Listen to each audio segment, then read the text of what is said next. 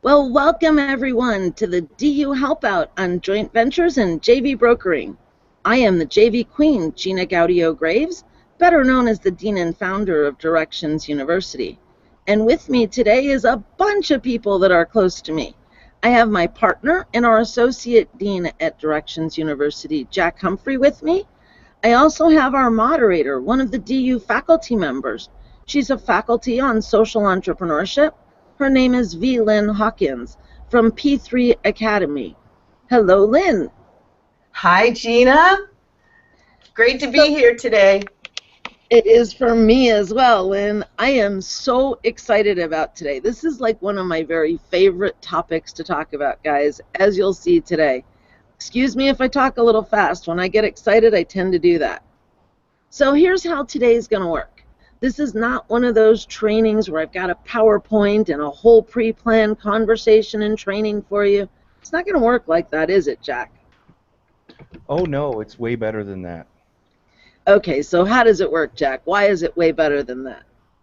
Because it's powered by you guys. So you guys get to direct it. The questions that you bring are going to be the primary focus of it. So when we get going on things like this, it's really tailored to you. You kind of co-create it with us, which is a really cool thing, because if you had specific questions and Gina just did a presentation which was based on what she thought you wanted to know, you wouldn't get as much out of it. So we love doing it this way. We really do. We've recently started a new group on Facebook, and we want to do two things today. We want to bring you into that community where you can get help even in between DU Helpouts. And we also want to get you served today as well. So here's how this is going to work. On Google+, we will put a link into the community. Lynn, if you could put this in a comment, it is joindu.com/MTPFB. That's short for M for Mary, T for Tom, P for Paul, F like face, B like book, MTPFB. When you click that, it's going to take you over to the private community on Facebook. You're going to ask to join. Jack is going to get you approved, and you'll go right into the group. And then let us know what your questions are. When we find a good question, Lynn will get you a link on Facebook to come into this chat and talk to us and ask your question. I wish that joint ventures was easy enough that I could just have you type a question and I could answer it. Usually it doesn't work that way. We really need to have a conversation around it. So what do you guys want to know about joint ventures? Go to joindu.com/MTPFB, come into the group, and let me know. We have Antonio Thornton, our Associate Dean of DU School of Business and Marketing, joining us in just a few minutes. He's better known as the Money Mouth. He's actually a former mentee of mine, and back when I was still brokering joint ventures, Antonio and I actually co-brokered many joint ventures together. It's going to be great for you guys to get both perspectives on joint ventures, how to do them, and what works well today. Lynn, while we're waiting for Antonio and some of the questions to come in, do you have any questions that we can use to get us started? Well, Gina, I do. A lot of people have these preconceived ideas about what joint venturing is. And I know that there are numerous ways to do joint ventures, and there's joint venture brokering. So why don't we take this first bit of time and actually lay some foundation. What is joint venturing? Joint venturing is pretty basic. It's two or more people or businesses coming together to accomplish a mutual goal or objective. So let's look at what that means. Two or more. You can have joint ventures with dozens of businesses, or you can have just two. The way that DU works with its faculty, technically, it's a joint venture. We have over 30 different businesses. All of them have a face to it. All of those people are JV partners with Directions University, or better still, our company, the Abundance Group LLC. Together, we have a mutual objective to serve all of you. Our mission at DU is to touch the life of every person on this planet. And we do that by working with entrepreneurs, helping you guide the lives of your prospects and customers. Together, we really can touch the life of every person on this planet. So that's the mutual objective that we have in the joint venture that is the DU faculty. Does that make sense, Yes, Lynn? it does. Yes, it does. And then, connect joint venturing with the concept of acting as a joint venture broker. Great question. So, to go out and find those people that might want to joint venture with you, it can be challenging for people.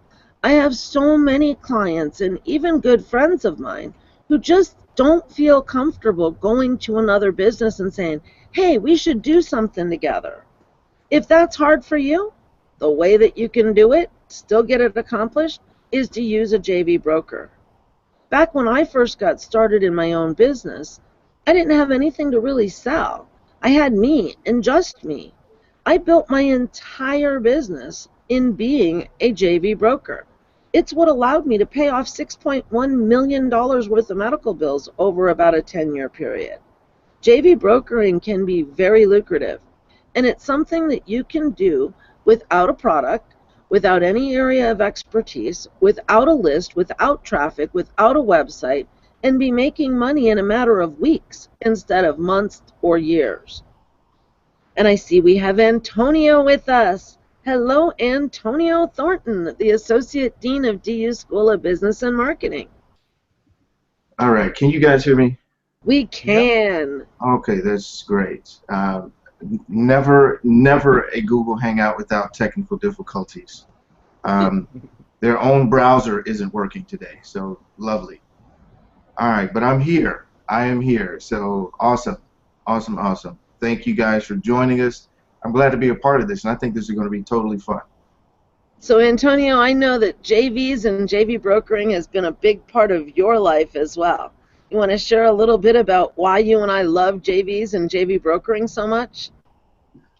Well, JVs and JV brokering, actually both, which are, I would say they are two separate things. They obviously can work together, but two separate things. I kind of stumbled upon them by accident in that I didn't really know what a joint venture was. I didn't know what joint venture brokering was until I was actually told that, hey, this stuff you're doing over here, this is joint venture brokering. And for me, it was really out of necessity. I was in a place where I had no money, I had no product. I thought I had a service that people wanted, but people weren't buying anything from me for a whole multitude of reasons, and I've learned that now. But for me, it was coming up with the idea of how can I generate revenue for myself without having all of these things in place. I didn't have a list. I didn't have any of that. So what I was doing was just connecting people. That's what I was calling it. I was calling myself the connector. And I was just connecting people saying, hey, you do this thing, and hey, you do this thing. We should kind of do this stuff together. And it was completely random. It was completely hodgepodge. It was just coming together to do stuff. I mean, I had no contracts. And I learned some very, very interesting lessons about that over time. But I had no contracts. I had no formulas. I had no system or process about doing joint ventures at all. It was just me getting a couple of people together and doing stuff, and then we just happened to make money in the process. So it kind of came to me, like I said, just out of necessity, if you will. But the thing I love about joint ventures and joint venture brokering is that regardless of where you are, and regardless of what your skill set is, you can do a joint venture. You can do it on the small micro scale. You can do it on the large scale, like Gina and I did a couple of years ago with Sean Casey and Jeff Paul, to the tune of $4.5 million. So you don't want to start out there, of course, if you don't have that skill set, the mindset to be able to put together deals of that size. But hey, you can take your local laundromat dealer, laundromat guy, and hook them up with a yoga instructor, And and there's a micro joint venture that you can start. But what I love about them is that they don't require any money. They don't require any significant skill set that you have to go out and become this guru, if you will, just to get any level of success. You can now, obviously there are ways to be more successful than others, and that's what we're going to talk about today. But that's really what I love about joint ventures, and I've gone back to that every time I've been in a tight spot. You can always go to doing joint ventures with no money and put money in your pocket within a few days. Yeah, it really is so awesome. And honestly, guys, if I were back where I was years ago, needing $40,000 a month to pay for medication, and without it I was going to be dead in a matter of a few months, I would do it exactly the same way I did it then. I would use JV Brokering to get that money in, especially brokering joint ventures offline. You know, in the online world, if you've been online for more than a couple of weeks, you've heard people talking about joint ventures. It is so common for people to talk about joint ventures. They usually misuse the term, they don't do them right, but it's a big deal. In the offline world, Antonio, how often do you run into people who even know what a joint venture is? In the offline world, I'll probably say maybe two people out of every 100 you meet will know what a JV is. You know, you mentioned joint venture. I used to say that, yeah, I do JVs, and they're like, what's a JV? And then I say joint venture, and they'll say, what's a joint venture? So as Gina said, it's a whole lot more common in the online or internet marketing world, but offline, and it's not that joint ventures aren't done in the offline world. They just typically aren't called joint ventures. You might hear them referred to as strategic partnerships, strategic alignment. You might hear those types of terms, but joint ventures are done all the time. I mean, if you've ever had insurance, and you've gotten an envelope with your insurance bill, and you had coupons for other stuff in there, that's a joint venture. That is a joint venture, but they don't typically call it that, So, but in the offline world, it's just not a common thing. Joint ventures are all about synergy. It's about seeing synergy that the other businesses didn't see. And in just day-to-day life, you run across things that should be connected every day. More often than not, you don't pay attention to it. If you think like a JV broker, you will pay attention to it, won't you, Antonio? Oh yeah, absolutely. And that's one of the things that we're going to talk about today is how to see these joint venture opportunities. Because guys, the thing I used to laugh about back when I was doing joint ventures on a full-time basis, people would say, well, how do you come up with these deals? And I would say, well, how do you not? Because I mean, when I say that joint venture opportunities are all around, they are literally all around you. You can't walk.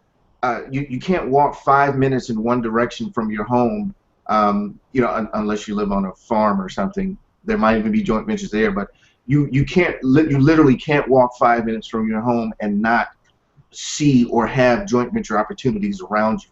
But the key is having the eye to see them, and that's kind of what we're going to talk about today, is shifting your mindset so that you'll see joint ventures all around you, and you're going to almost get overwhelmed, like, oh my gosh, there's so many things I can do, so many ways I can do it. You'll find yourself wanting to do all of these deals, and we're going to talk about why that's a bad idea as well later.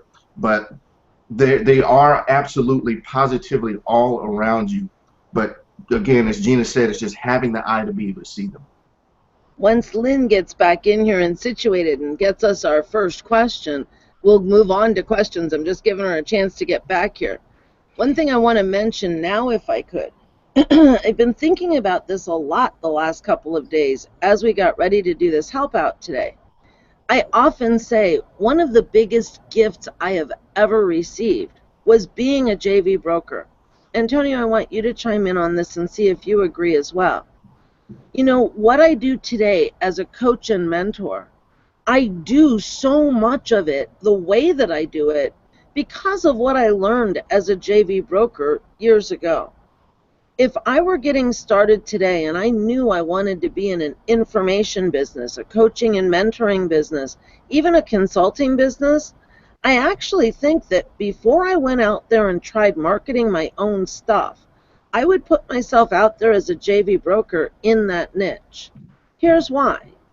As a JV broker in that niche, I get to go out there and actually do things in a way that will allow me to connect with people in my niche that I'm going to want to JV with.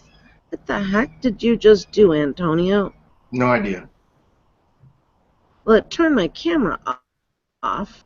Not sure how that happened. Hopefully you guys can see me again. Yes. Okay, sorry about that, guys. That was weird. I would go out there as a JV broker first. I'd find clients, the bigger names in the niche that I want to be in, who would let me go out and organize joint ventures for them. Then, using their name, not mine, because I'm not known in the space yet, I would go out and meet all the other people that I'm going to want to JV with down the road. I'm going to help actually organize joint ventures. I may even jump in them as the coach or mentor or information business in addition to being the JV broker. Can you imagine how much easier that would make it to get started in your own business, Antonio? Oh yeah, absolutely. And like you said, Gina, you don't necessarily need the credibility in at the beginning. When I've been in several businesses, and one of the things that you always have a challenge with is when you're starting something new is how do you create the credibility to go into the space and say, hey, I can do blank.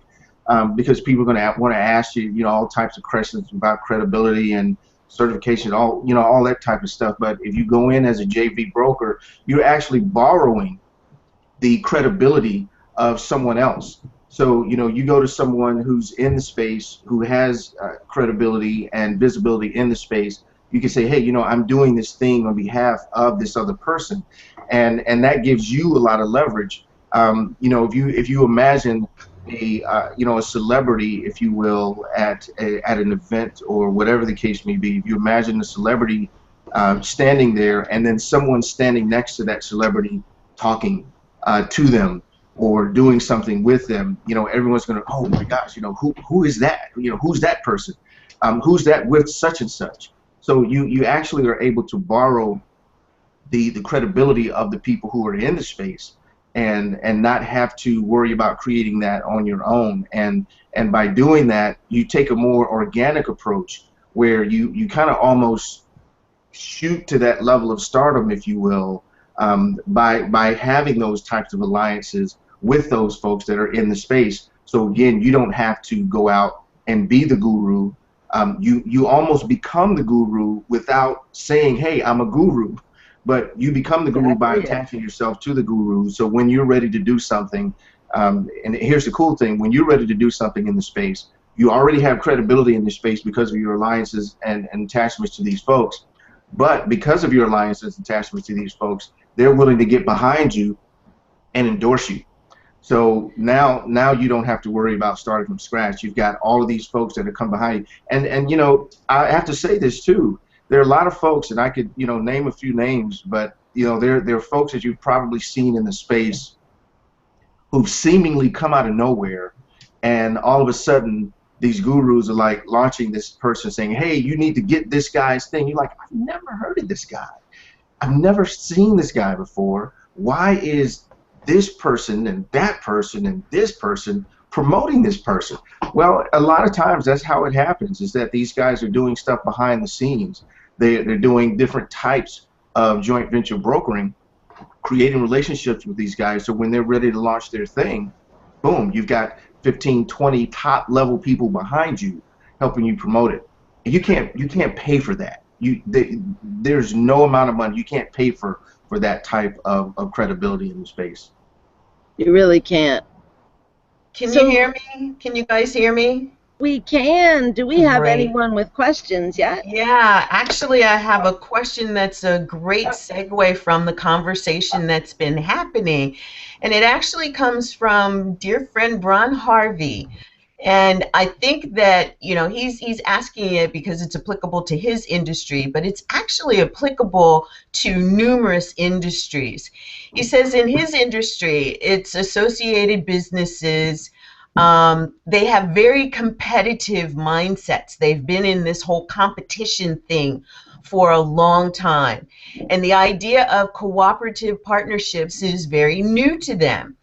How is it that you can overcome the competition mindset and bring them into the the cooperative mindset, especially when you see a joint venture opportunity that could really serve them? That's a great question, Ron. We should really bring Ron in. Ron's got a lot of great questions about joint ventures, Lynn. If you want to invite him in to join us, he's welcome Okay, to. great. Will So do. this is a big issue in a lot of niches. Some are more competitive than others. Usually, when you enter into a space that has that competition mindset, the only way you're really going to shift their mindset is to let them see what it's like. If you can go to someone who gets it, who sees that co-opetition instead of competition is the way to go, and get them to say yes before you approach the second person who's maybe a little bit skeptical about the idea of working with what might otherwise look like competitors. Set something up small between the two of them just to give that person who's skeptical the experience of how great this really is. It doesn't take a lot of effort on your part to get them to see it. Antonio, what would you do? Well, there's a couple of things, Gina. The first thing is you have to understand, and that's a great question, Ron, because that you will run into that.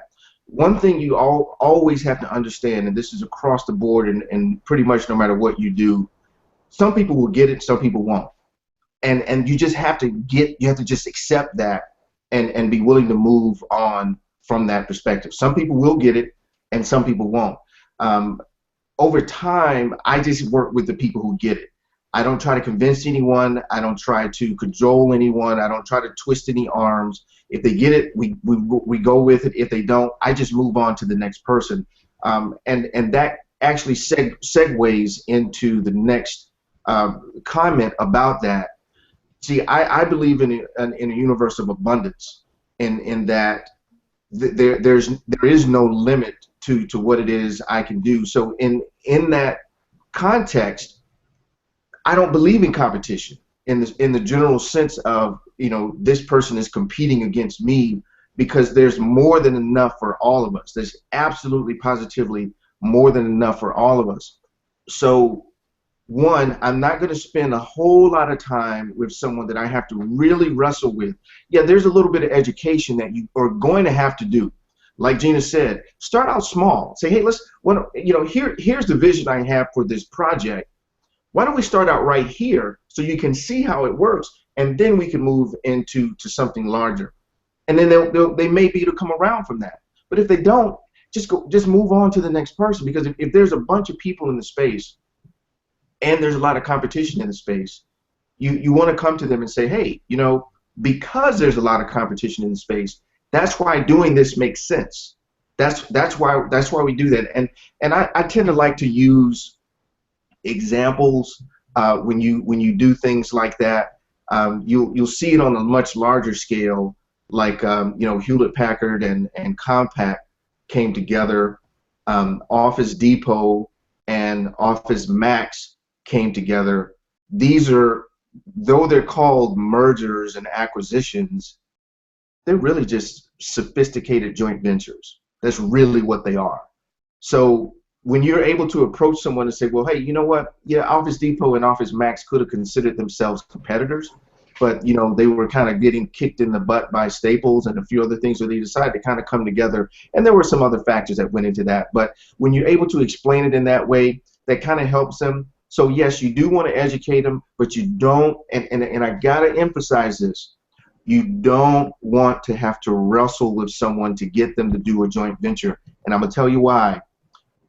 If you finally get them to say yes, they're going to be a pain in the butt to deal with. They're going to fight and kick and scream and pretty much sabotage the entire project. That's happened to me more times than I care to admit, by trying to force someone to get it. No, you're going to get this joint venture. No. Educate them, and if they come on board, move with them. If they don't, move on. You know, Antonio, I never thought about it this way until just this minute. But if you're building a business following what we teach at DU, the Vortex model of doing business, you're going out and you are essentially creating a faculty of many different business owners who come together to create the information products that generate the leads for whatever else you need to sell. Aren't you essentially putting yourself in a position where becoming a JV broker is the next logical thing? To actually invite those people, not just to be a part of your business, but to actually get them to become an alliance, working with one another as well? Aren't you really just brokering joint ventures at that point? Yeah, absolutely you are. And again, just, you know, thinking about it from that perspective allows you a much larger opportunity in turning that into a full-fledged business and a business model.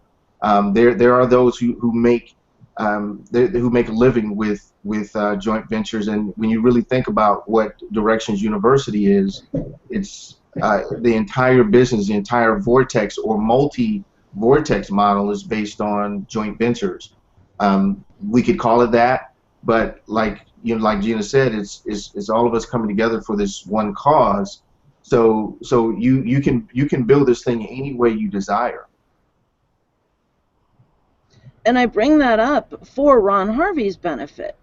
You know, Ron, if you go to these companies that have the content that you want in your business, bringing them together as a faculty in a big way because of what you're wanting to accomplish through your own business, that's probably the easiest way you have of getting them at least stepping over their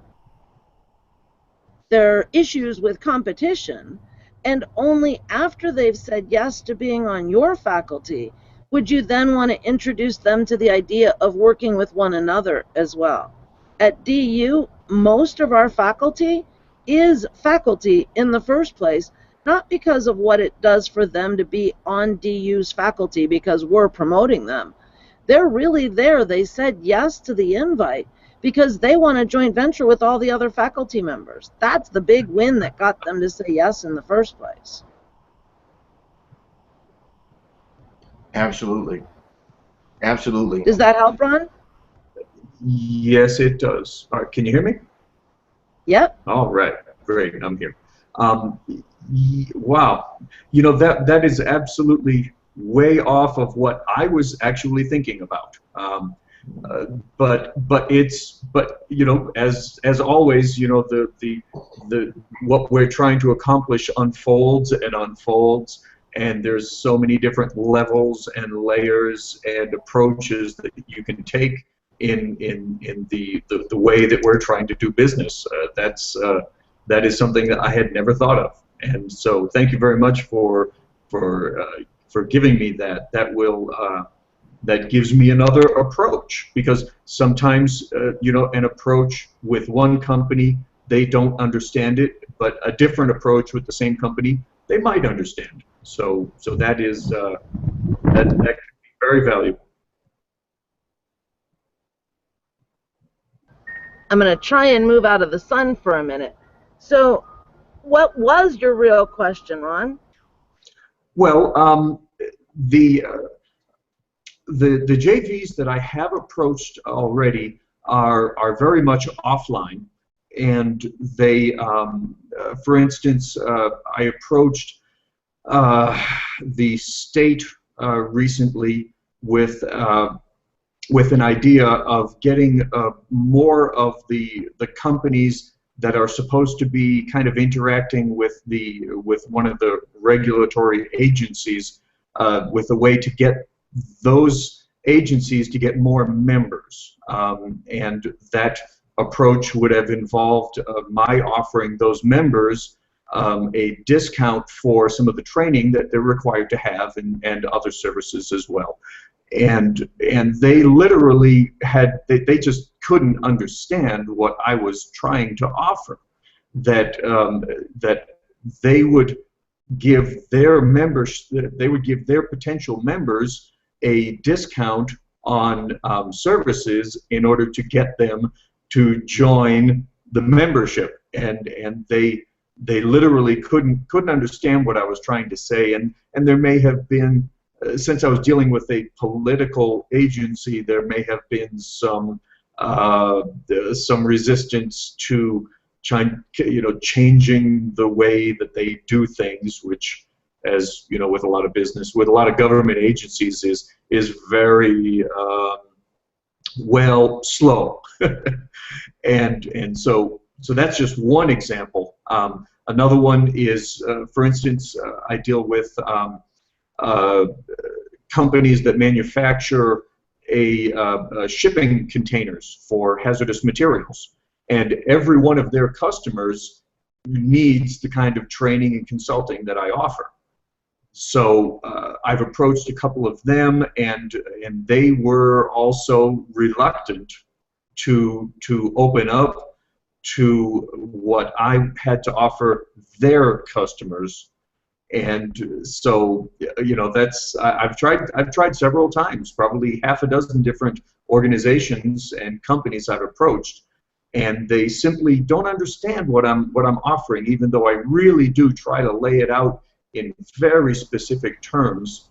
And so that's just kind of the nature of the industry that I'm working in, perhaps. Or it could be a business overall just doesn't understand your techniques. I'll bet you Antonio has a different take on it, don't you, Antonio? Well, well, Ron, the first thing is, and I don't like to make blanket statements, but I have a general rule: don't do business with the government. That is not the place to start with joint ventures. It's hard enough to get the government to do anything, let alone understand something like a joint venture proposition. So I would surely say don't start there. That's the very first thing I would mention is not to start there. Going back to what I mentioned earlier, and kind of what Gina said is, if there's a way you can structure a smaller deal that gives them the opportunity to see how it works, even if you're working with a smaller company, and that's one of the things that I've found as well, is that if you want to go into a particular industry, you've got these big guys, and you've got your middle guys, and then you've got the small guys. We all want to get the big deals. I've got a buddy of mine right now working on a $17 million joint venture deal. Well, it's going to put $17 million in his pocket. So it's a big, big deal. So if he were to go to this company and say, hey, this $450 million thing that you're trying to do, we can do it this way and blah, blah, blah, without any credibility in the space, without any track record in the space, he's going to be hard-pressed to make that happen. But what he did was he'd actually started with a smaller company, create the exact same deal on a smaller level, and then a larger level, and then a larger level. So he had 3 case studies to go to this company. And here's the thing, though. During this process, he actually learned a whole lot. I mean, his learning curve was like whoosh. When he started the first deal, he thought it would go this way. He did the second deal based on all of the lessons that he completely screwed up in the first deal. And the second deal was better. And he was able to take those lessons into the third deal. So by the time he was ready to hit this larger company, he knew exactly what to do. And here's what he did. He was able to approach them and say, hey, listen, here's the deal. This is it. This is the framework of the deal. Here are the potential downfalls. Here's the upside. Here's how we eliminate the downside. And then it's like, oh, okay. So he addressed all of the concerns that they would have had on the front end because of these other deals that he was, I don't want to say he screwed them up because they were lessons the deals went through, but he learned what the big guys, what their real issues were. You know, it wasn't, well, we don't really understand what joint ventures are. We don't want to do business with you because we don't understand what you're doing. It was, we feel that the exposure, the downside is not worth the potential gain that we'd get. So from that, if you can address that, it's just like it's sales. If you can address objectives before they even brought up, you're 10 times more likely to make a sale. And it's kind of the same thing. So he was able to go to them. So what I would say is identify what those downsides are for those companies and really look at how you can address them on the front end, because there's a reason why they aren't wanting to do it. Not just because they don't understand it. It's that in their misunderstanding, they're thinking something's going to go wrong and they're afraid of that. Address it on the front end, and that will help you. But I would also consider kind of stair-stepping to get to that point of doing the deal that you're trying to do. I've got an idea. How about if I were to go back to some of these people that I had approached previously and just kind of asked them, say, so what was your objection? Why did you reject the offer that I had made? Just a pretty simple question. What do you think of that? Yes. So I'm going to say, yeah, you should have done that at the time of the meeting. When someone says no, you always want to ask why. You always want to ask that, and yeah, that's just a general sales thing. You want to find out what their objectives are, because again, a no usually isn't a no. It's usually a no, comma, because ... That's usually what a no is. Right. Very rarely will someone be offered something and they will just say no. No. Well, why? Well, it's just no. That's just my answer. It's no. That can happen, but very rarely. It's either no because I can't afford it, no because I don't need it, no because I don't think I need it, no because it doesn't make sense, no because blah blah blah. And you want to address those things on the front end.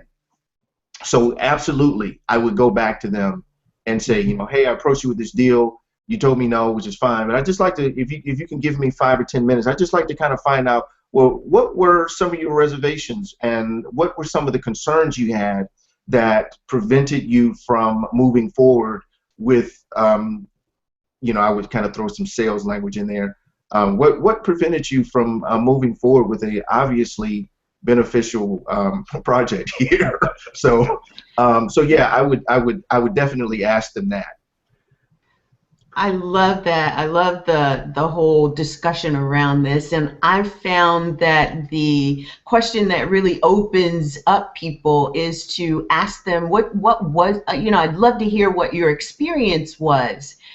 And then you can ask the detailed questions. You know, was it the partnership that was proposed? Was it the timing? Was it the split of dollars? Then you can get into the detail. But to ask them to tell you their experience, they are much more likely to want to share their experience even before the details. Let me ask you this question, Ron. How did each of these come to be in the first place? Did you approach them with an opportunity for them to get involved in, or how did the relationship even start? I initiated all the contacts, and the reason I approached them is because I saw some very beneficial. I saw a win-win-win situation that would help the people in my business, that would help the companies that supply those people, and would help me. And so I approached them directly first. Ah, there's part of the problem. So the 3 wins in a joint venture, and there are always 3 wins in every joint venture. What is the first win, Ron? Well, that would be the win for the customer of my potential JV partner. Correct. Second win. Well, that would be for the people that I'm approaching to partner with. Third win. Me. And who was the customer in the deals that you were talking about? You mean the first level that you had just discussed? Correct.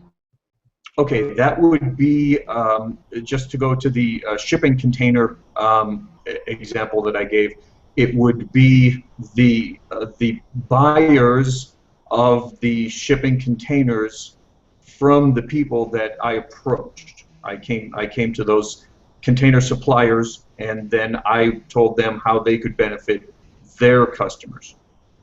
Gotcha. Okay. Because in describing the 3 wins, I heard the shipping company, I heard the company that you work for, and then I heard you as a JV broker. I didn't hear the customer in there. So just one thing for all of you. One of the reasons that I see JVs all over the place has a lot to do with how I network. You want to be putting yourself into situations and conversations where JVs are likely to come up and things are positioned for you to be able to see the synergy. So a good example is a conference we just went to in Atlanta recently called NANS. We got there, we start going out networking, just talking to people really, and every person that I would sit down to talk to, usually the conversation got started with them saying, Gina, what do you do? Or what's your business all about?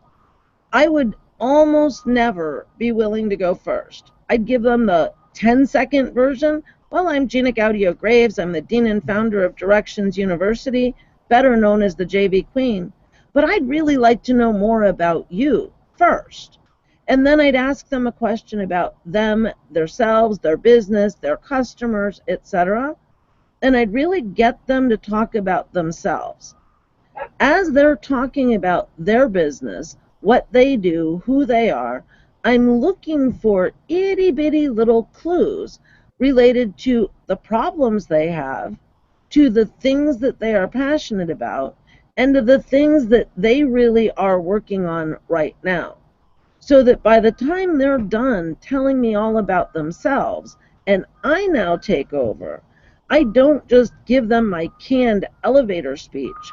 I instead really massage what I'm going to tell them about myself so that it lines up perfectly with everything I just learned they really wanted and or needed.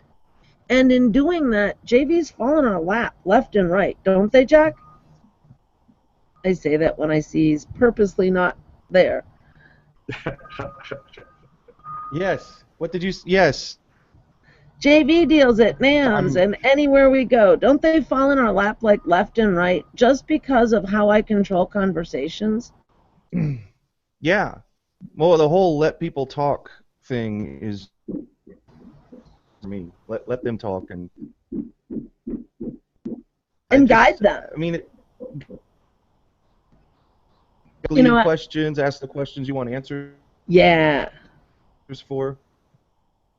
exactly. I was wrangling just at the moment.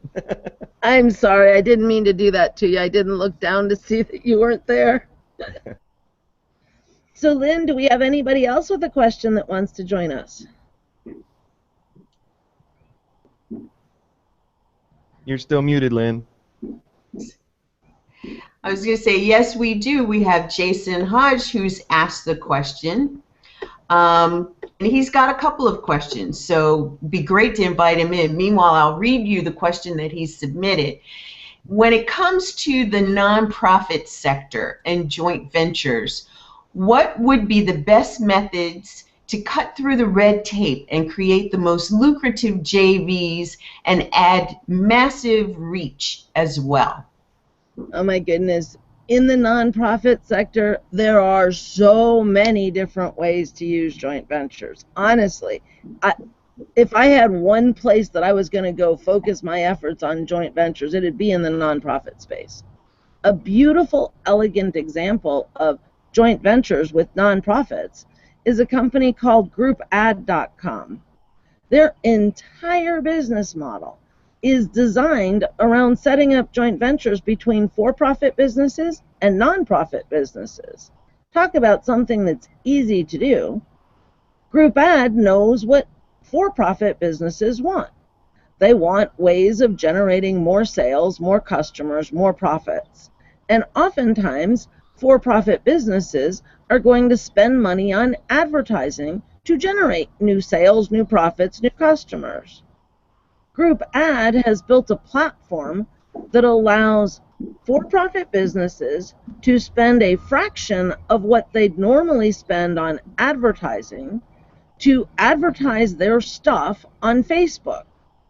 The balance of what they normally spend on advertising gets paid to nonprofits who help them with their advertising. So check this out. They've got about 50 or so different Facebook apps. Things like photo collage contests, quizzes, meme contests, lots and lots of different apps that work on Facebook. The for-profit business sets up whatever app they want to set up. And they're going to promote their new app. It's going to be some sort of viral campaign, two ways. Number one, a teeny tiny little budget to do paid Facebook ads. Number two, they partner with a nonprofit business. They will tell the nonprofit business every time someone creates a new photo collage or shares their photo collage, we will pay you 50 cents or $1. Would you be willing to initiate people doing this contest by telling your followers, your subscribers, your people about it? And let's tell them that this is really going to benefit you so that they jump in bigger ways. That initiates the traffic as well as the small amount of paid ads. And that joint venture between the two of them does so much good for everybody. Even if the for-profit business ends up spending about the same amount they would have if they had just done paid ads, they usually get almost 20 times bigger reach because of the involvement of the nonprofit in the campaign. It is really, really powerful, and one of the best examples I've ever seen of how for-profits and nonprofits can joint venture together. You really have to ask yourself with those nonprofits, what is it that they really want? Nonprofits tend to think like social workers. They're always there to do good. And they don't yet think about things they can do to bring money in other than going out asking for handouts and donations. If they're ever going to get to a place of doing JVs, especially JVs with for-profit businesses, you've got to shift their thinking about what they're going to be doing. They can't just be going out to for-profit businesses constantly asking for donations. It doesn't work. They're approached way too often for donations. If that nonprofit can instead be thinking about the things they have as assets, especially their people as assets, then look at what could nonprofits get out of those what could for-profits get out of those assets.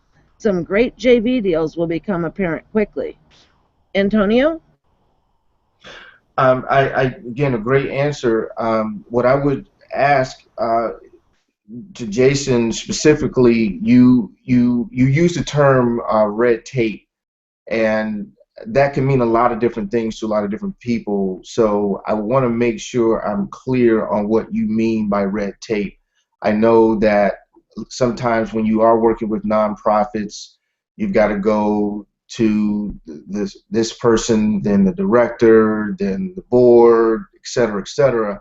But I really want to know what you are having a challenge with when you say red tape, because that kind of goes back to sales, and I, some people hate to hear this, but everything, almost everything, pretty much boils down to sales. Is understanding the foundation of what it is you're actually doing. Even though you're doing a joint venture, you are still selling. You're selling the concept of doing the joint venture. So the first question I would ask is, which is what Alan Weiss always asks, is, are you talking to the buyer? Are you talking to the real buyer? Are you talking to the person who can actually make this thing happen? Or are you talking to someone who has to go get approval and then has to go to someone else and then someone else? Because if that's the case, then you're talking to the wrong person anyway, whether you're doing a joint venture or you're trying to sell someone something directly. So when you say red tape, I'm going to assume that that's what you're referring to. If that's not, if you can provide the clarity, that'd be great. But if you have to go to a board, if someone has to go to a board to get approval, on a to do for a nonprofit to do a thing, then you should be talking to the board, not the person, because that person is never going to be able to present your joint venture opportunity in the way that you will. No matter how much preparation you give them, no matter how many proposals you put, they will never be able to present it to the board in that way. So what I've done in the past, particularly with working with nonprofits, is I refuse to talk to anyone who cannot give me a yes. I absolutely refuse to talk to someone who can't say, yes, let's make this happen. Let's start now. What are the next steps? If you can't say that, I'm not talking to you, because again, it gets convoluted and you end up wasting your time. So I would just want a little bit more clarity to make sure that we're actually answering your question, the question that you're asking. Red tape. You are asking the question, and I think one of the key things, and this goes for nonprofit and for-profit, you generally start with the person in the organization who cannot make that kind of a decision. And even Jason says he's usually talking to the top person, and he gets this. But even then, if you're talking about a board, the top person is only going to be the person to get you to talk to the board, if the board is the decision maker in this case. So give us some strategies for getting that communication so that even the top person can bring the board on board and open up the dialogue that's necessary.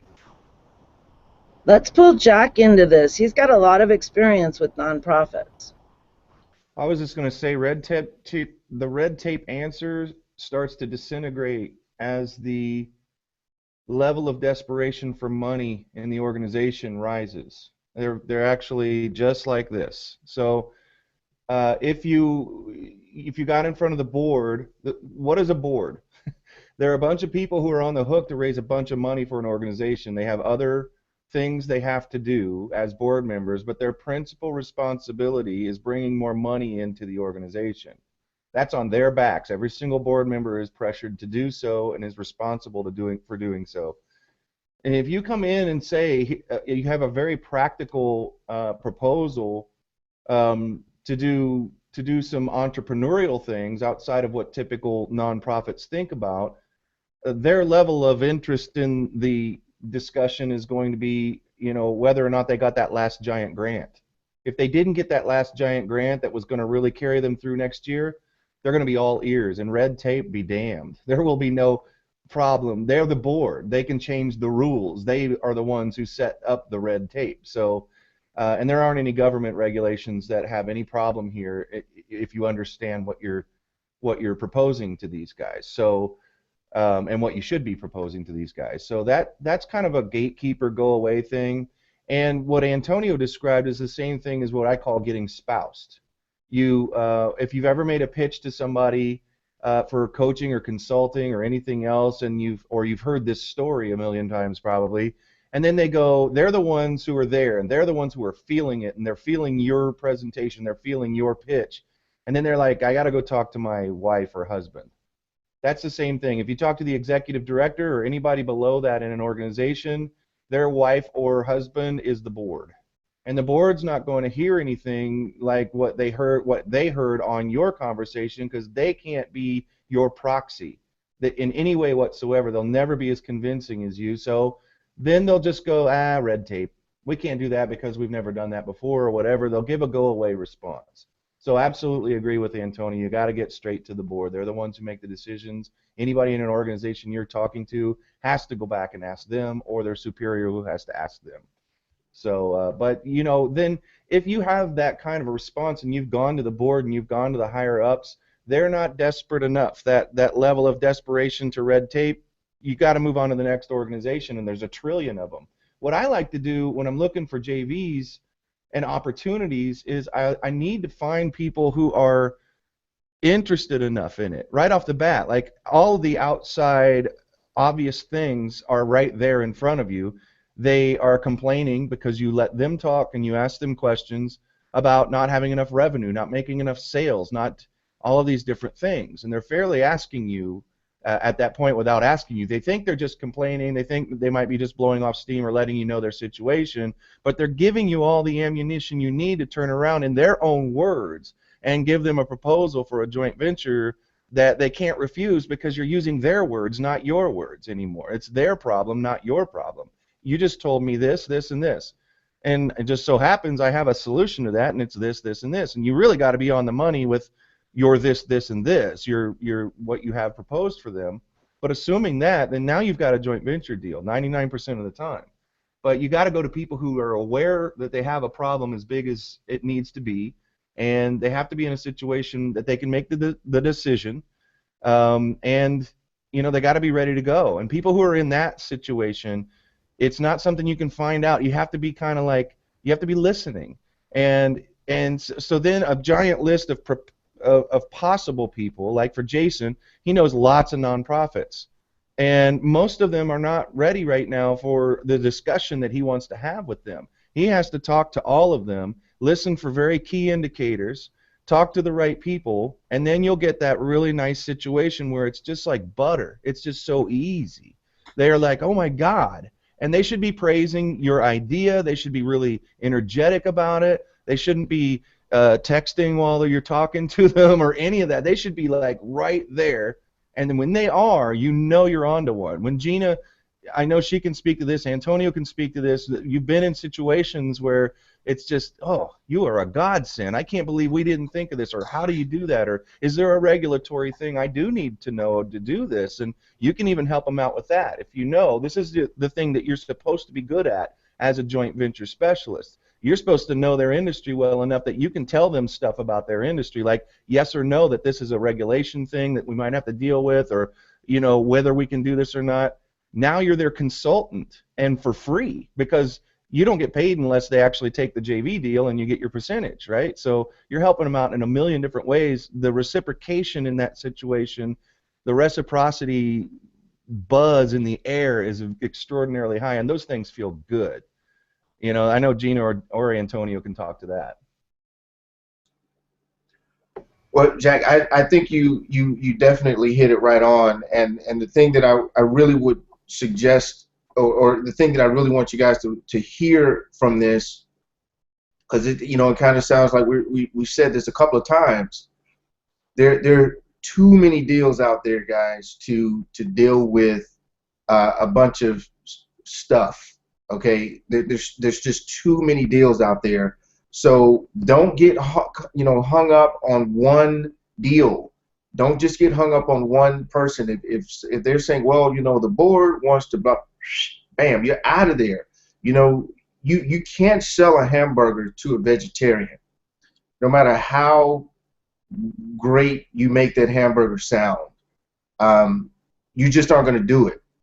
So as Jack said, when their pain threshold starts getting up here, when they're starting to see those funds deplete, they're going to want to, you know, make decisions and make them very quickly. you don't want to deal with someone who's on the lower end of that pain threshold, because again, you're trying to force it. You're trying to make something happen. Just accept it. This isn't working.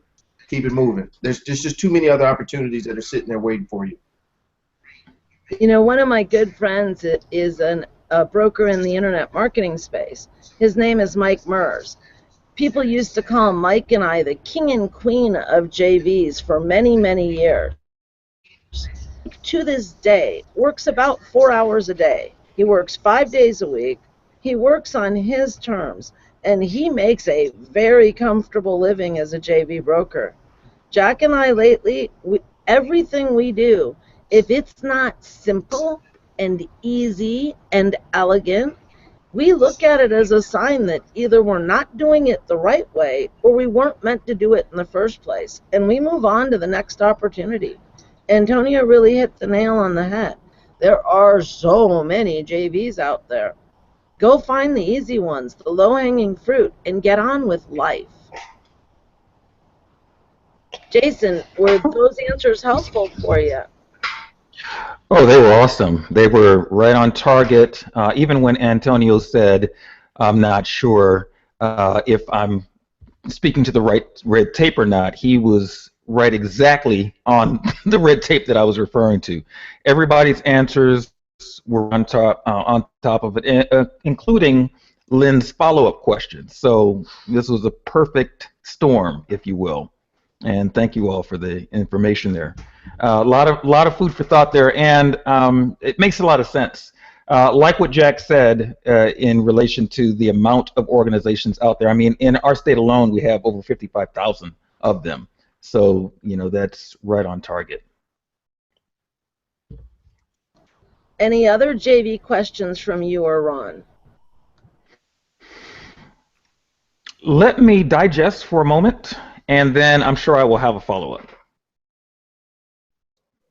All right. I don't have anything specific, so if you have something else, any other questions? I have a question from the audience, actually from Stuart Kroll.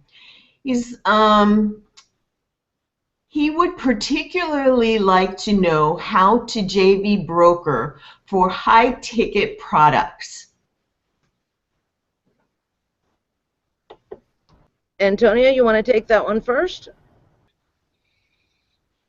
Well, there's no difference between brokering for a high-ticket product or a low-ticket product. There is no difference. There's a lot more money. That's about it. But just kind of as we talked about, if you've never done a high-ticket product JV, if you've never brokered a high-ticket JV or a high-ticket product rather JV, then I would say start out with the lower product to just get your feet wet, okay? And I'm all about just kind of going out there and doing things big. The challenge with joint ventures is that if they go wrong, they can go really wrong. So get your feet wet. Just find someone with a $29, $49 product, get that going, and then there's two things. First of all, you're going to get your feet wet anyway by just doing stuff, and in the process, you're going to start getting exposure in the space anyway. So let's say you did 3 or 4 $49 deals. The guy with the $149 product, he's going to say, well, hey, who did your launch or who did your JV? Well, Stuart, is that right? Stuart did. Oh, okay. Well, let me talk with him. So that's going to happen naturally, particularly if this is going to be a part of your business. But there is no difference. There really is no difference, guys.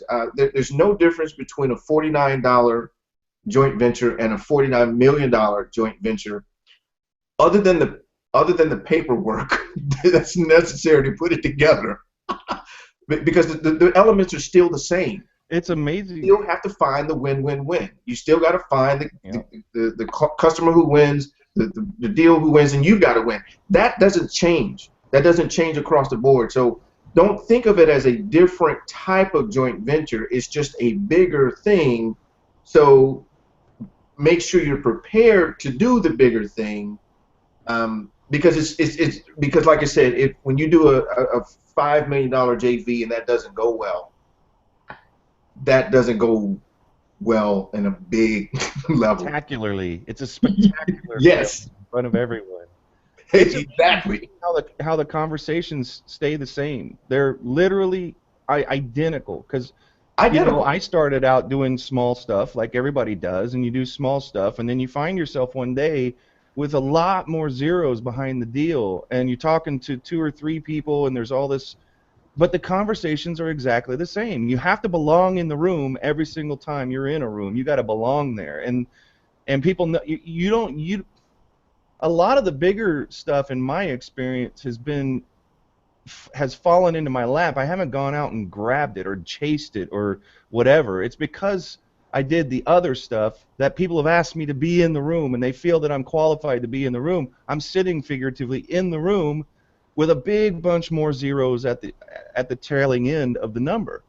And the first time that happened, I just looked around and go, you guys are just talking about this like it's a $5, front end product, and is this how this world is? And I've asked people that before, and they're like, yeah, it's really literally no different. It's like when somebody becomes a celebrity and they're just looking around as the same person they were yesterday, wondering why everybody's treating they're the same exact person.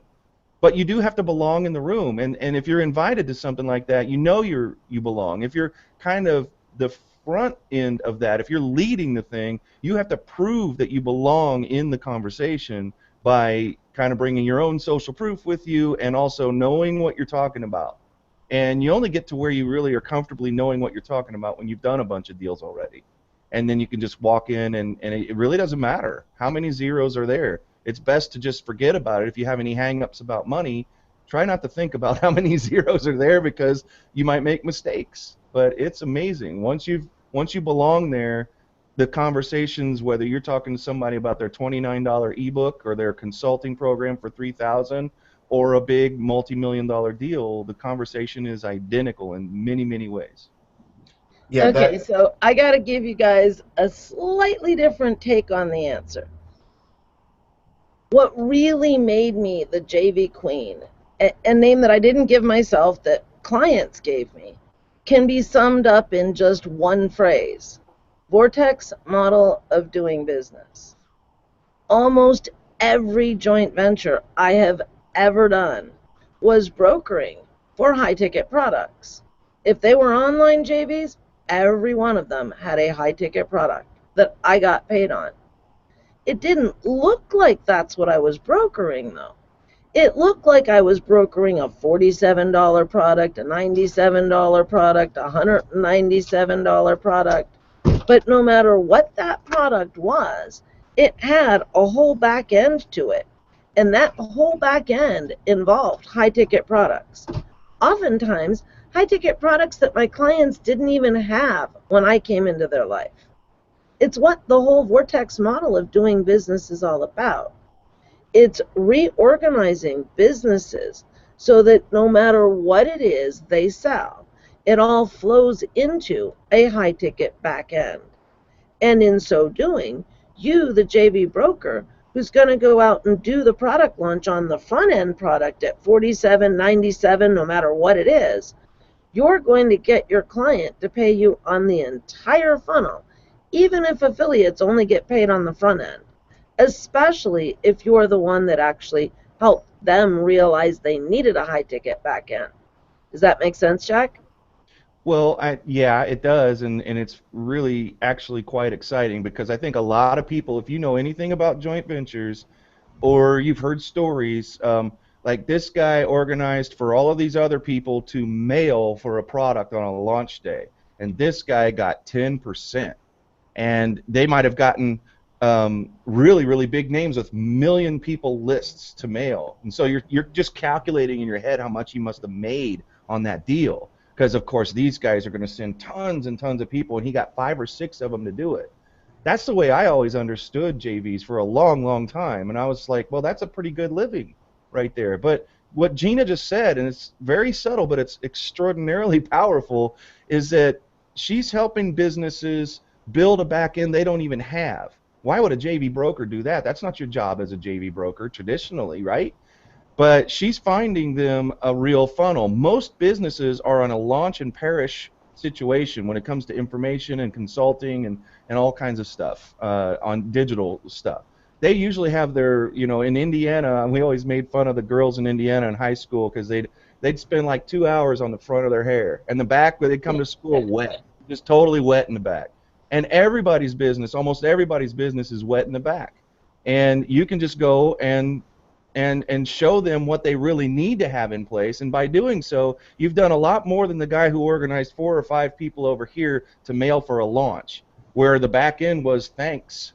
That was their back end. Here's your $197, and we sold 1,000 units, and everybody would call that a success, but it's not. It was an utter failure because that JV broker lost an opportunity to say, look, you got a lot of stuff missing back here.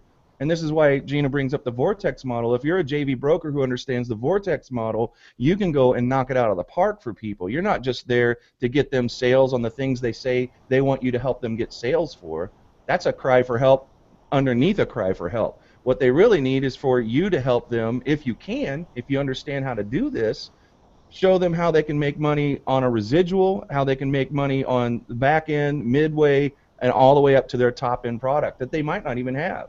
If you help them with all of that, you get 10% of the whole daggone funnel all the way out. And not only that, not just because of the 5 people you brought in that first example, he brought in 5 people, he got 10% of what the 5 people generated as affiliates. He got a 10% override. Typical JV. In this situation, you've done enough for the business that you're getting 10% for all the sales that come in. So if anybody else brought in a whole bunch of affiliates and they have 1 million, 2 million people lists, you're also getting 10% on the front end from everything that they send, even though you're not the JV broker technically for those people coming in, and you get the 10% for the whole funnel because you're really getting a piece of the business for as long as the campaign at least lasts. And if you're really good, you can make it a deal in perpetuity. You help this business get to where it is today, you get 10% in perpetuity for all the sales that come out of that funnel that you gave them that they didn't even have. It's brilliant, and that's where the really huge money in JV brokering really is. And here's the really cool part about it. Let's say you do that with 2 different clients. Both are in different niches. Now you're going to go out and do your 3rd JV. And that JV partner says, oh man, I don't want to take the time and the effort to build out a back end. You say, well, you need one anyway. What if I could get your back end taken care of right this minute? I just helped this guy over here in your niche set up a back end. What if he was willing to let you use his back end in your business over here? So now you've got both businesses tied together and you're getting a piece on both sides. Much easier, isn't it, Jack?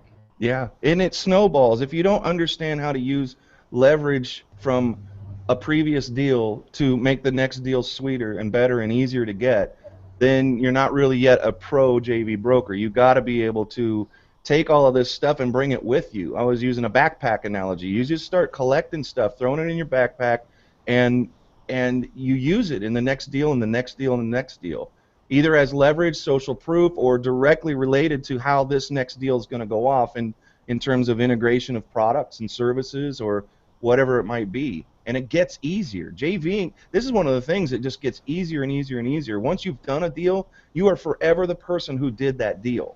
And Gina references stuff, really giant things that she's done, and she always gets to do that. If you get to be a New York Times bestseller, you're a New York Times bestseller for the rest of your life. You can always call yourself that. If you pull off this deal or that deal and it was 16 years ago, you're still the person who can say, I did a deal like this, just like yours, just like what I'm proposing for you, with these guys.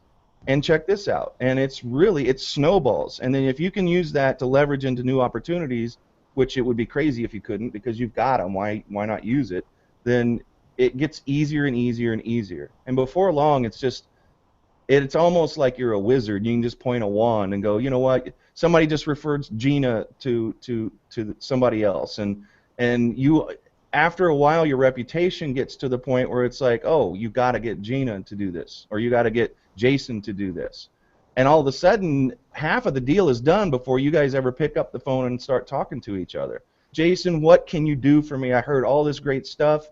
You did this for these guys. You did this for these guys. Your testimonials are crazy.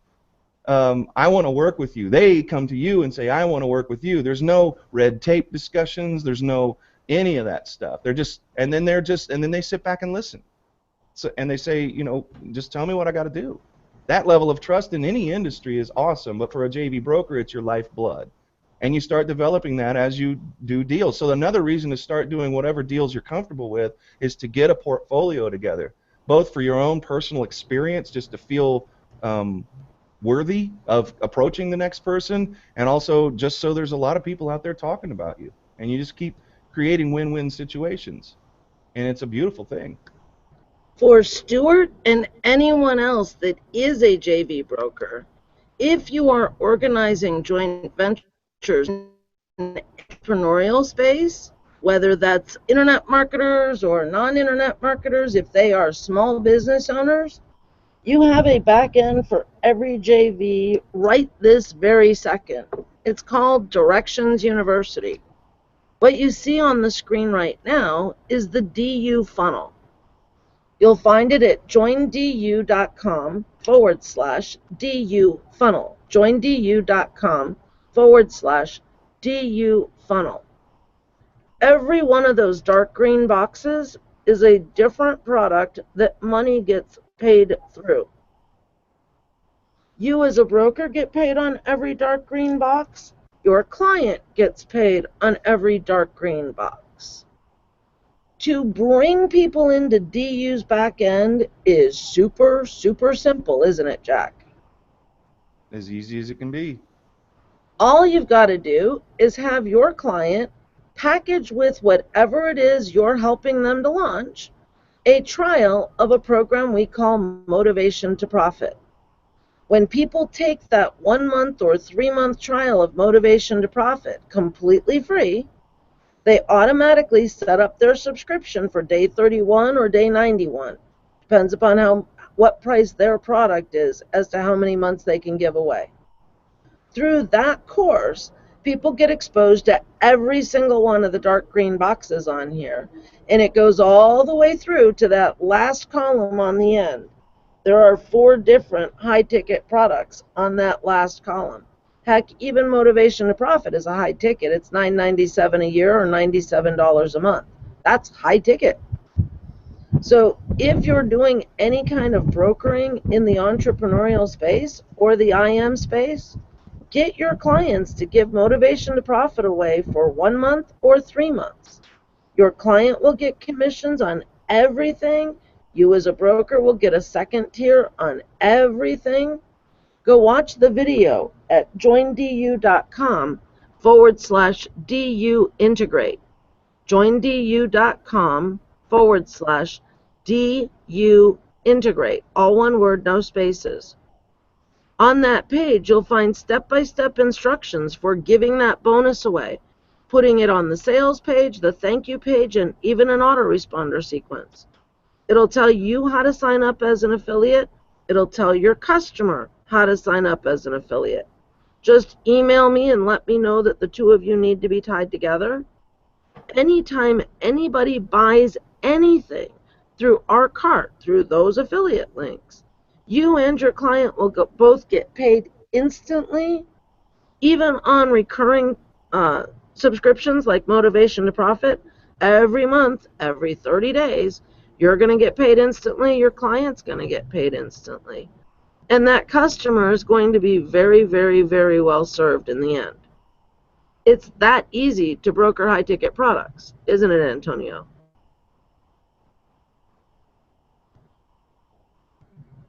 I see you shaking your head, yes. There we go. Yeah, absolutely. And as I mentioned, guys, like I said, DU is a joint venture.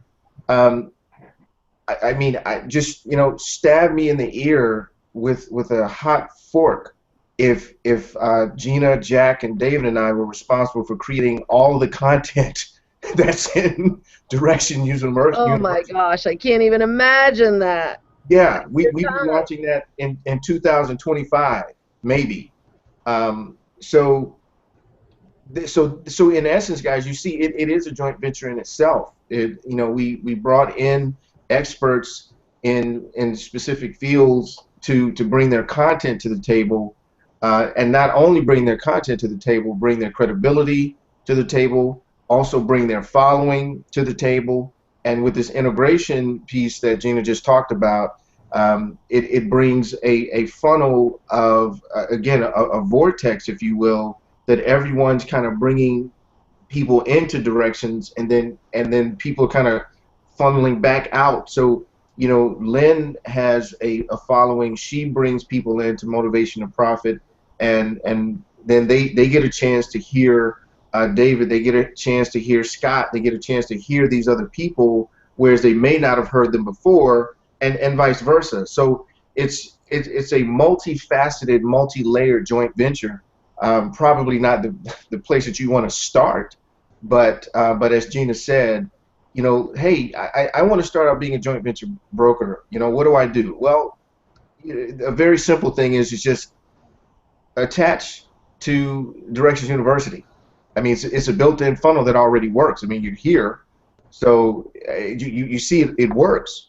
So you attach to that, and that gets you the exposure, the get your feet wet with actually creating a real joint venture that puts money in your pocket and the pockets of everyone else involved. We should give them a test, Gina. If they were paying attention, and this is real training, right? This is real joint venture training. So if you guys are going to be badass joint venture people and you're going to really do this, then there was some serious clues just dropped here. When you're a joint venture specialist, you are responsible for seeing opportunities where nobody else does. You're supposed to be able to look at all the loose ends that everybody leaves and all the dangling sentences that never get finished, and look at all the clues. Everything is an investigation and everything is a clue. Everybody leaves clues.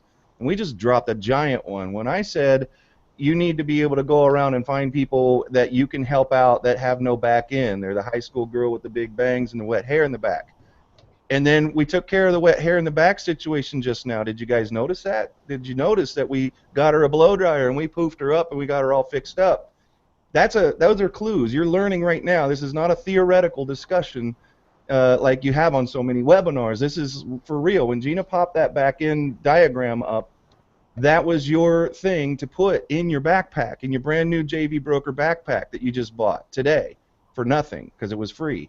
And I can't believe we're telling people this, actually, because that is one of the giantest keys. Is Gina will look at this whole conversation that we had, and she'll just put all these little clues, all these little different things in her backpack and take that. So the next time you guys are talking to someone at a conference and they have a product that's anywhere near related to what the Directions University back end is, Motivation to Profit, and that whole funnel system, you now have every single ingredient that you need to make one of those great big nice joint venture deals. And so I wanted to make sure that I didn't actually get to test you because we don't have anything to test people with, but raise your hand if you're getting this, because that was a really big one, and that's a great way to learn how to spot opportunities. And so some people might, if I hadn't mentioned that, I was afraid that a lot of people would look at this and go, I'm on a webinar, you guys are teaching me, I'm just going to sit here and learn. And that's great, except that you might not be learning. I had to pull that out just because I want to make sure that you guys saw that there are clues being left right here about how it is to be, what it's like to be, and how you should be thinking as a joint venture broker, a successful one.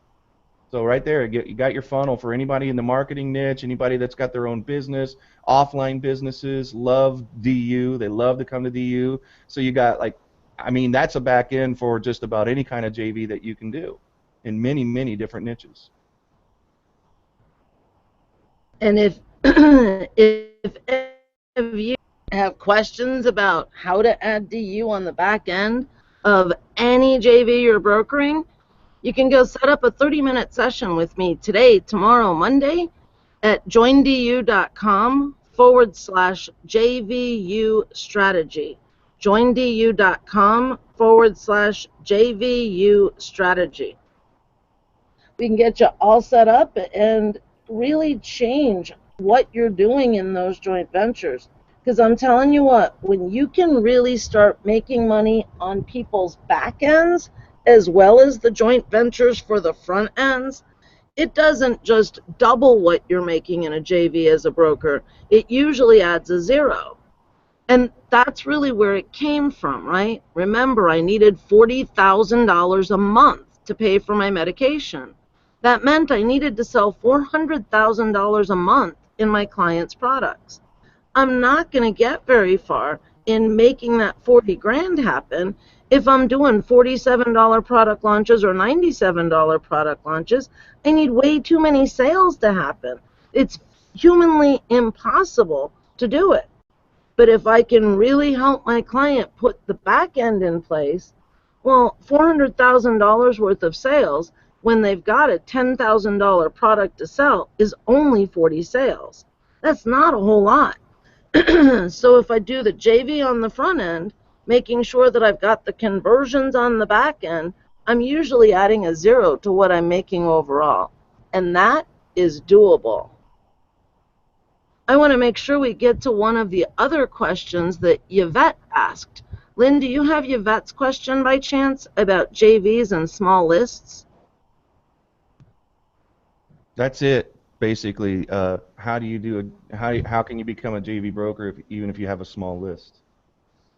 Or how do you do JVs at all, whether a JV broker or not? Yeah. So this is a flow chart from one of our workshops. The workshop is called the Motivation to Profit Workshop. You'll find it at joindu.com/MT, no, MT, no, hold on, IPW2. IPW2. joindu.com/IPW2. It used to be called the Info Product Systems Masterclass. We changed the name to Motivation to Profit Masterclass. In it, there is a module on adding value to affiliate products. This is only in part about adding value to affiliate products. What this is really about is, how do you do JVs with no list? You use JVs to build the list first. And it really works well if you're working with other people's products instead of just your own. So let me walk you through an example, and then I'll explain it on this flowchart. Many years ago, I had a client who wanted to promote one of Bob Proctor's ebooks that was just coming out on a launch. And this was a very, very, very successful launch of an ebook. He sold tens of thousands of ebooks. He had about 3,000 affiliates out there promoting. So my client says, I want to jump in and I want to promote because I think I can sell several hundred of those ebooks. And I said, well, that's nice, but okay, so you sold a couple of ebooks. Whoop-de-doo, what's that going to do for you long term? It's not going to really help you long term. It's going to get you money one time. I said, wouldn't it be better if we could find a way for you coming on board as an affiliate to actually help you long term? And the client was like, well, yeah, but it's an affiliate product. How's that going to happen? I said, well, let's do this.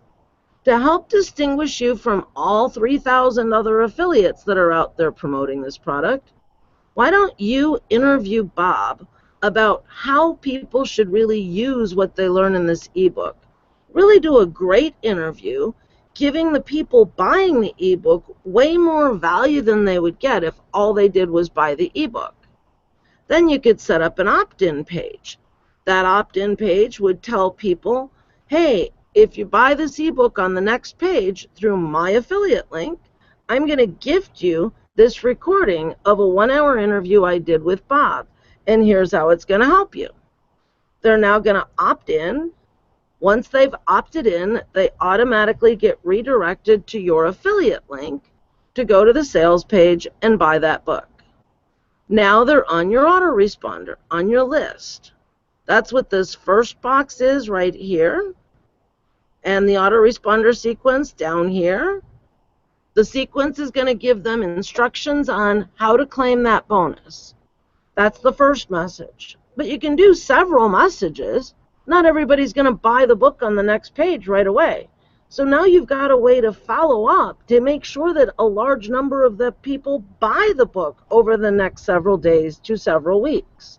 And even beyond that, you now have more people on your list. You can market anything else you want to them. Once that starts rolling, Bob already has 3,000 affiliates on board promoting. Don't you think he'd love to get those affiliates promoting even more so that they'd sell even more books? He absolutely would. So my client and I go to Bob and we say, you know, Bob, that was a killer interview you did. We would love to allow all of your affiliates to give it away as a bonus.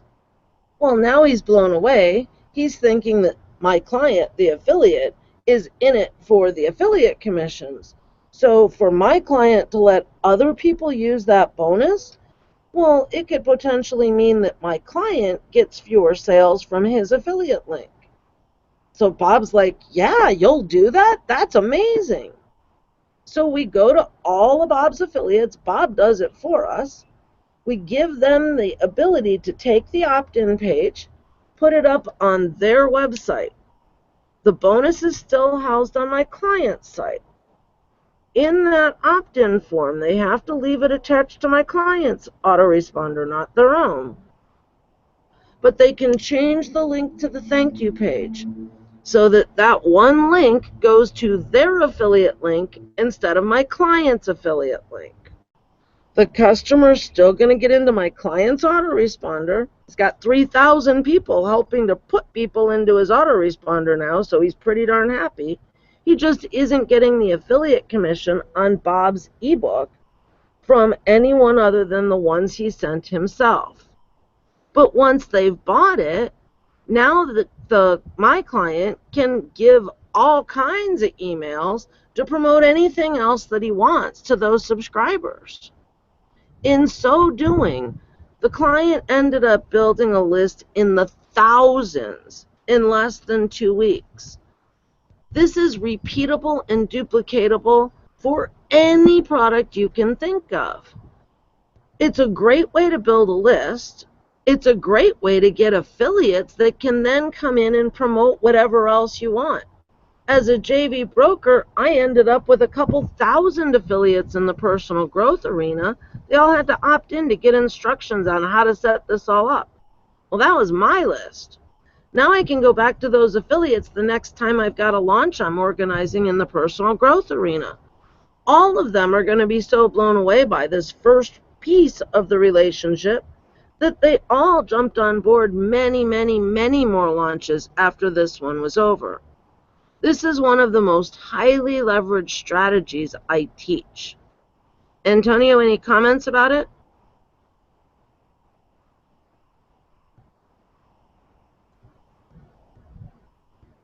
All right, looks like I'm back.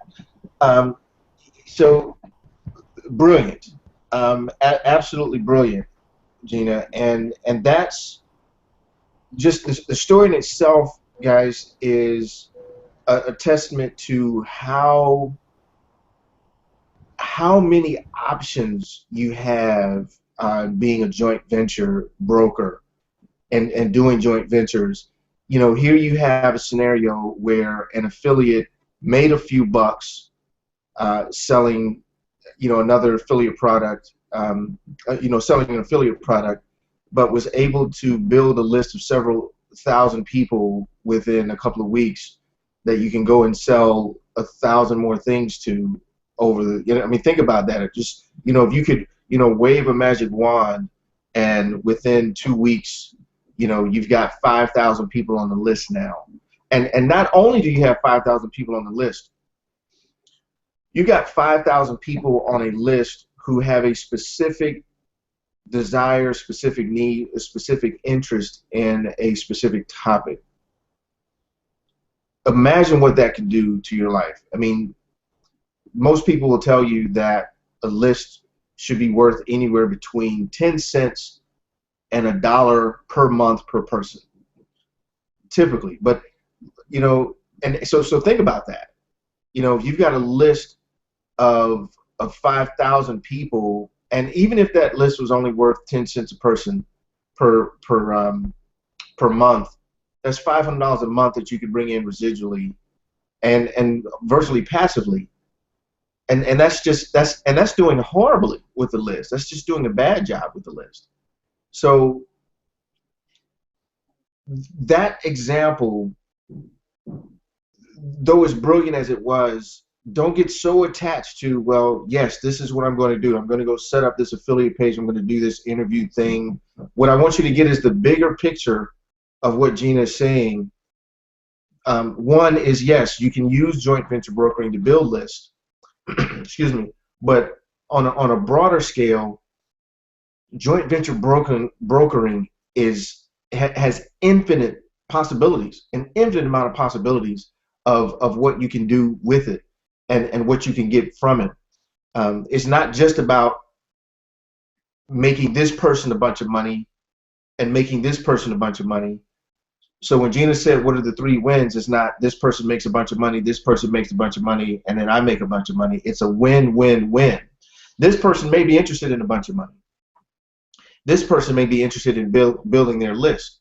You might be interested in getting credibility in the market space. And if you can create a joint venture, however creatively as you can, that can get this person what they want, that person what they want, and you get in that, then that's a win. That is a successful joint venture. That is absolutely a successful joint venture. So, so again, as brilliant as this strategy was, guys, don't get so attached to doing this specific thing. It's a great way to build a list, but understand that the idea here is that joint venture brokering has unlimited amount of possibilities of what can be done and what can be gained from it. Absolutely. I will put that flowchart up in the Motivation to Profit group in Facebook for anybody who wants it. There's a whole training that goes with it in the Motivation to Profit masterclass at joindu.com/IPW2 if any of you are interested in it. But I agree with Antonio. It's the realm of infinite possibilities. It's the reason I love JVs and brokering JVs so much. It's never, ever boring. And rarely were 2 JVs exactly the same. Even though I did JVs for a lot of years, and that's all I did for over 7 years, no 2 were ever exactly the same. And then you get into the world of combining offline businesses and online businesses, for-profit businesses and non-profit businesses. Then you get to cross niches. You know, when you really understand targeting and who your ideal customers are, the cross niche JV possibilities are endless. If you think about a niche, let me just use the wedding niche as an example. Let's say your client happens to be in the wedding niche, and your client would love to sell more ebooks or wedding dresses or whatever it is that they sell in the wedding market. For them to do a JV with someone who's not in the wedding niche, but whose audience is 20-something women who are very likely to eventually become brides, is very doable. You can go out and do some research on a site like bridalassociationofamerica.com that has fabulous statistics about the wedding market. It would tell you that brides are also out there looking for household items, insurance, real estate, and a number of other products. Those cross-market JV opportunities, even bigger than just going to somebody else who is also in the wedding niche, trying to get these people who compete with one another to joint venture. That's why I love JV so much. I think the same is true for Antonio as well. Lynn, what other questions do we have today?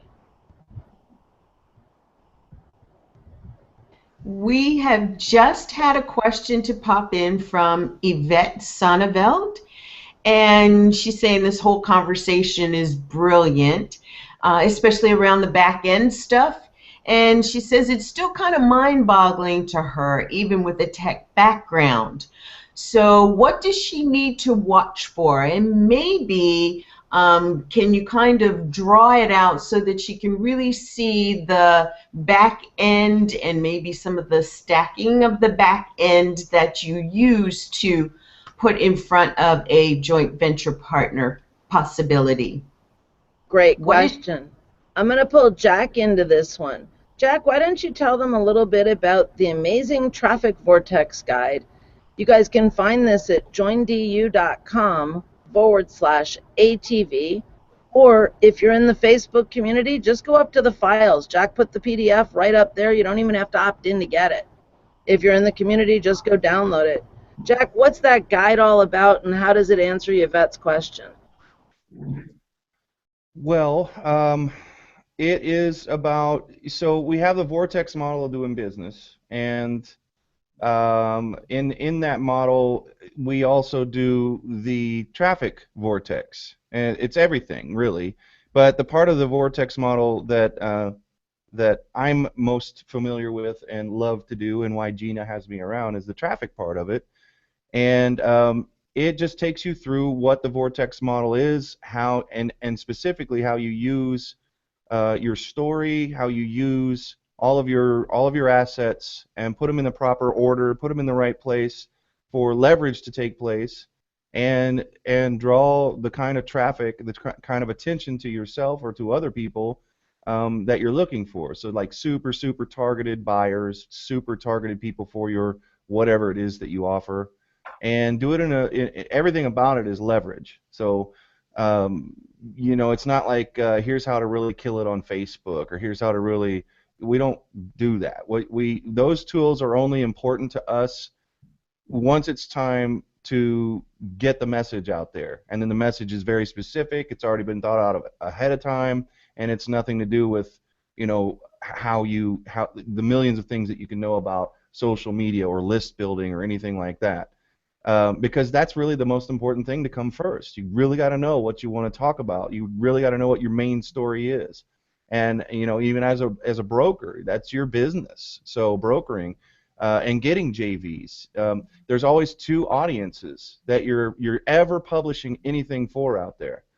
And a lot of people think it's just the businesses, you know, a lot of people just think it's the consumer. So if like you have an ebook, and everything that you do is facing that consumer of that ebook, that ideal person, you're missing out, and you're also getting looked at by another audience, whether you like it or not, whether you targeted them or not. They're going to be looking, and those are your peers in the industry. Those are your potential JV partners in the industry who are going to stumble across your stuff. You're going to friend them on all the social networks. You're going to run into each other at conferences and say, here's my Facebook, here's my Google Plus, friend me there. And they're watching all of your promotions too, which is kind of interesting. They're watching all of your stuff. And so there's a way that we do a lot of our outer rings of the vortex, our traffic getting and all of that, that pays attention to the fact that there's those two audiences. And while you might not be able to tell any difference if I put a picture up on Facebook, it's got a quote on it, and it leads back to a blog post on our site, that it has anything to do with other than just the people that I'm targeting, I'm also very, very keenly aware that there are that my peers are out there, that the people, my associates and people who own companies that I want to do work with, and they're all watching too. And I want to make sure that the signals I'm sending, they're not obvious, they're not blatant, but the signal is generally, I know what I'm doing, and here I am killing it, and you know, you probably ought to return my phone call, and all of that kind of stuff. But if you're not aware of that, and a lot of people, most people aren't, all of their stuff is just, you know, I got to go get more clients, I got to get more traffic, more targeted stuff. So, and that's not very leveraged. If you're the only one in your company, and you're the only one who's in charge of doing that stuff, that's a one-to-one action. There's no leverage whatsoever, and it takes a long time to grow a business that way. So the Amazing Traffic Vortex is how to you know, overlay a level of understanding on top of all of the stuff that you've learned when you go out and you buy products on how to do video marketing. Well, all you're going to learn in that product is how to do video marketing. That doesn't fit into any kind of, it's incumbent upon you to then go put that back into your business and make it make sense and make it relevant in your context, which a lot of people aren't really good at. So now we've got all these disparate pieces. I know how I can dominate Facebook and dominate list building and videos and all of that stuff, but all of those are individual dominations until they come together. And so the ATV is really just laying a layer of understanding that you should have before you go out starting to learn. And I know you guys are going to have to back up because you've already bought those courses and learn how to do those individual things. But backing up and having a better understanding of why the heck you're doing all of that in the first place and how you can leverage it is what ATV is all about. Oh, look, a vortex diagram. I just pulled up the Amazing Traffic Vortex Guide while you were talking, and I'm presenting it to everyone, Jack, so that they could get a better understanding of what you were talking about. So this is everything we teach rolled up into one diagram, and I know that sounds like an oversimplification, but as Jason and Ron can tell you, even Lynn, it sums up everything we teach at DU to just show you this one diagram. Shake of heads, right? Yeah, absolutely. So in the world of JV brokering, most people play only in one ring of the business or the vortex, and the ring they play in is the mint green ring. As Jack was just describing, each ring of the vortex is a place where messages or content or products goes. The outer ring, what looks like the beige ring, that's the ads, the messages that reach people outside of a website or outside of a storefront. That might be an email, a postcard, a message in a webinar, a message from a stage, a one-to-one conversation that you have. All that stuff goes in that outer ring. Just inside of that, in the light lavender ring, are the messages that belong on your storefront. Those are products displayed on a shelf in a retail store. Those are blog posts, sales pages, and opt-in pages on a website. All that stuff that people can see without buying, without opting in, it goes in the light lavender ring. The mint green ring is the first place that money comes into play. People have to buy what's in the mint green ring for something as small as $1. Just inside of that, in the dark purple, some businesses actually have 2 rings within it, a series of low-end products and mid-range products. And then in the center is that one thing that makes you the greatest amount of money per customer per year. If you're building businesses using the Vortex model, that means the value is $1,000 per customer per year. It could be something like a $97 a month continuity program. That's more than $1,000. It could be a done-for-you service or a consulting package, $1,000 or more. A coaching program, any kind of an auto ship on physical products, as long as it makes you $1,000 per customer per year or more. Notice that in addition to the rings, there's one other big component on this diagram. Without even reading the labels, you can tell. It's the things that look like petals. We call them pillars of the vortex. They are those topics around which all the messages in all the rings are crafted. In this diagram, there are 5 pillars. This is an oversimplification of the DU vortex. Everything we offer at DU, everything we teach, falls into one of the 5 key systems that every business needs. It starts with mindset. Mindset includes vision, goal setting, time management. It includes lots of different things, but altogether it falls under the category of mindset. It also has monetization, the vortex model of doing business, building funnels for your business. All that stuff is monetization. Next is where JVs fall. It's the leveraging system. Joint ventures and strategic alliances are 2 of the biggest, best examples of ways of getting leverage in a business. But there are many others that are included as well. Next is content marketing and relationship building. In today's world, online and off, it's always about the content.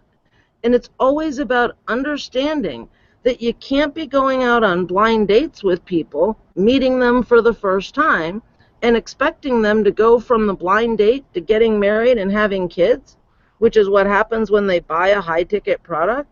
There's lots of stages in the relationship that have to happen between those two events.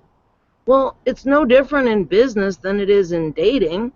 You got to take people from the blind date to the first real date. The first real date is their first purchase. Usually it's a low-end product. You got to get them to feel comfortable and to love the relationship before you're going to get them to go steady, which is what happens when they come into a continuity program. So really thinking about it that way can change lots of things in your business. In addition, the last one is traffic and lead generation. So all 5 core systems are a part of our vortex. In any JV that you're going to build as a broker, you want to figure out what is the vortex going to look like for your customer's business and get them to buy into that being their vortex, their plan. If that's all you help your clients with as a broker, you will have served them so well, and you will help to improve the conversions from whatever kind of brokering that you do. But if you can really get them to understand the power of having a vortex, that usually also means that they will immediately realize the importance of having a back end, and your life will get a lot easier, whether you're helping them to create the back end themselves, whether you're helping them set up a JV to get the back end, doesn't really matter. Either way, you'll end up making a lot more money in the end. That's what the Vortex model is all about. And the Amazing Traffic Vortex Guide will really help you to get a better understanding of it so that you can actually use it both in your own business as well as other people's businesses when you're brokering.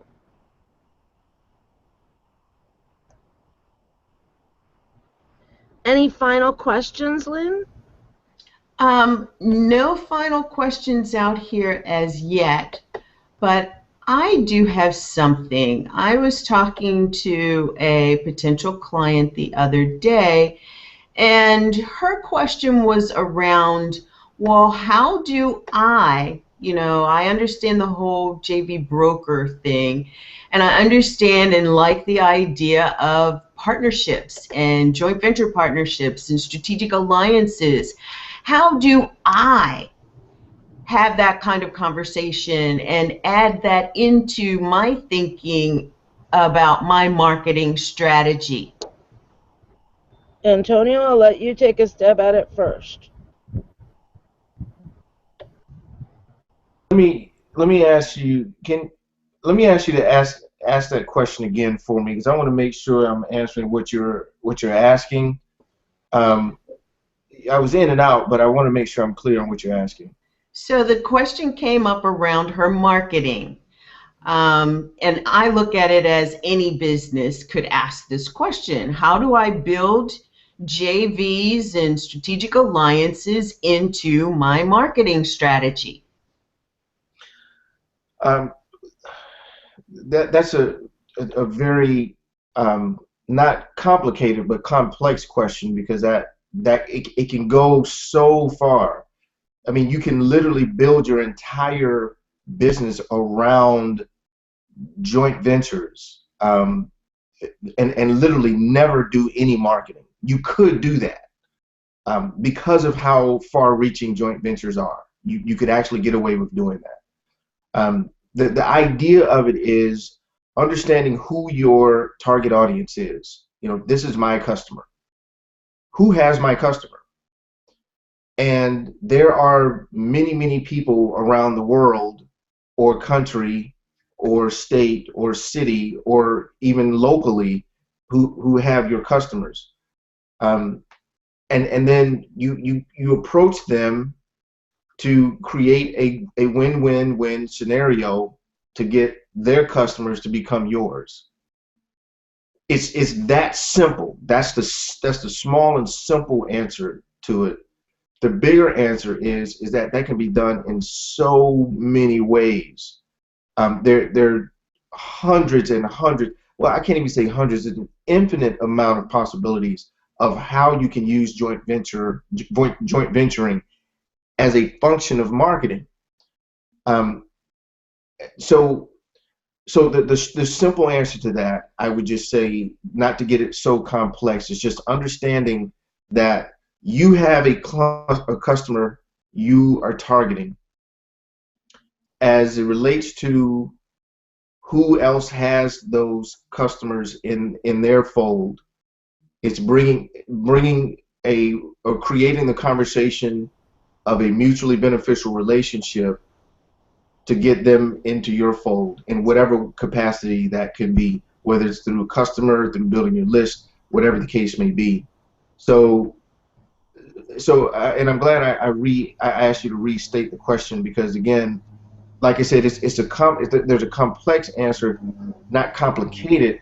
It's just that there's so many different layers of how you can use joint ventures as a function of marketing. But I think keeping it simple is the best answer.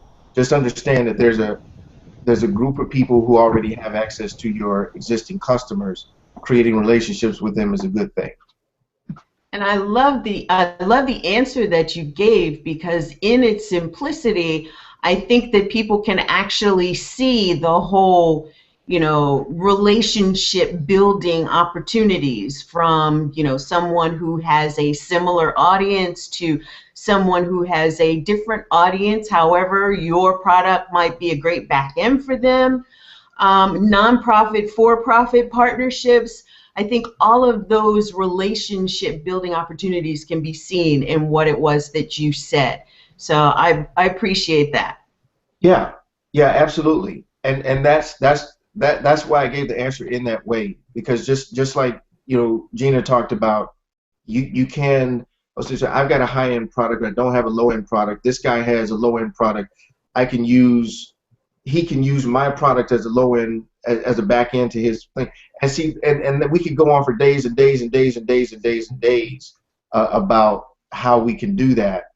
I think it's just very simple. What just kind of popped in my mind was a joint venture I did years ago between a church and a cabin rental company. Now, someone would say, well, a church and a cabin, how would you even make something like that happen? So the cabin rental company had no money. They wanted to grow, obviously get more exposure for getting people to come up and rent their cabins. I had a relationship with the church, and not a real tight relationship either. It was just a general relationship I had with a few of the executive staff. And I went to them. I said, hey, you guys do a lot of trips and stuff, right? Yeah, we love trips, et cetera, et cetera. So I said, well, why don't we do this? Why don't we do a raffle? Because churches are always looking to do fundraising. That's always. So, and this could even go for nonprofits. Jason, this could go for nonprofits. They're always looking to make money. So I approached the church and said, well, let's do a fundraiser to give away a week trip to a cabin. And they're like, oh yeah, that sounds great. So we sold these raffle tickets, and here's how it worked. The cabin company printed the raffle tickets. Obviously, they had their logo and all their contact information on the raffle tickets. So the church sold the raffle tickets, and the church got to keep all of the money for the raffle minus the actual cost of doing the rental. So get this. So the church raised tens of thousands of dollars. They just paid the rental company, I think, about $1,000 or so for the rental. The person won the rental. They went to the rental space, but here's where the beauty of this came in. This rental company just got exposure to tens of thousands of people in this church. That got them, within that week, it got them 11 full week rentals at $1,800 a pop. $1,800 a pop. So the church got their fundraising. The person who won the raffle got a free week at a rental company. The rental company was out. I think it cost us. I think this whole thing cost us about, I don't know, $80 to print the raffle tickets. because the church paid for the doggone rental out of the proceeds of the actual raffle. So here you got a rental company who just brought in a little over $20,000, spending $80. $80. What's the ROI in that? I have no idea. But I say all that to say. I don't have my calculator. I do have another question. So, and I've done several of those types of deals as the JV broker. And there's a little bit of mindset stuff in there. There was a little bit of, I at the time didn't even know that there was an opportunity to make a JV broker piece of income off of that. And when someone said, oh, let me do this for you because of the work that you did in putting us together so that we could make this great deal, raise these funds, these people had a great time, you know, the exposure for the rental company, all of that stuff, great stuff, love that. That's like, that was a heart contribution for me. How do you turn that into revenue for somebody who's standing in that space of making that deal happen? What kind of percentages, you know, because those kinds of deals are happening all the time. And I want to tell you that people aren't seeing themselves as JV brokers when they're doing that kind of thing. And how do we shift that to the space of the value of their participation as the middle person and their participation to get paid? Well, let me tell you how I would have gotten paid out of that, and then we can ask Antonio how he did get paid out of that. How's that? Great. So I would have gotten a cut on both sides. So the cabin rental people, the 11 weeks that they booked at $1,800 a week, I would have gotten a percentage on that.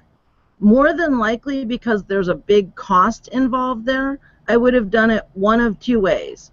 I either would have gotten 5% on gross sales or 10% on net sales after the cost of the rentals.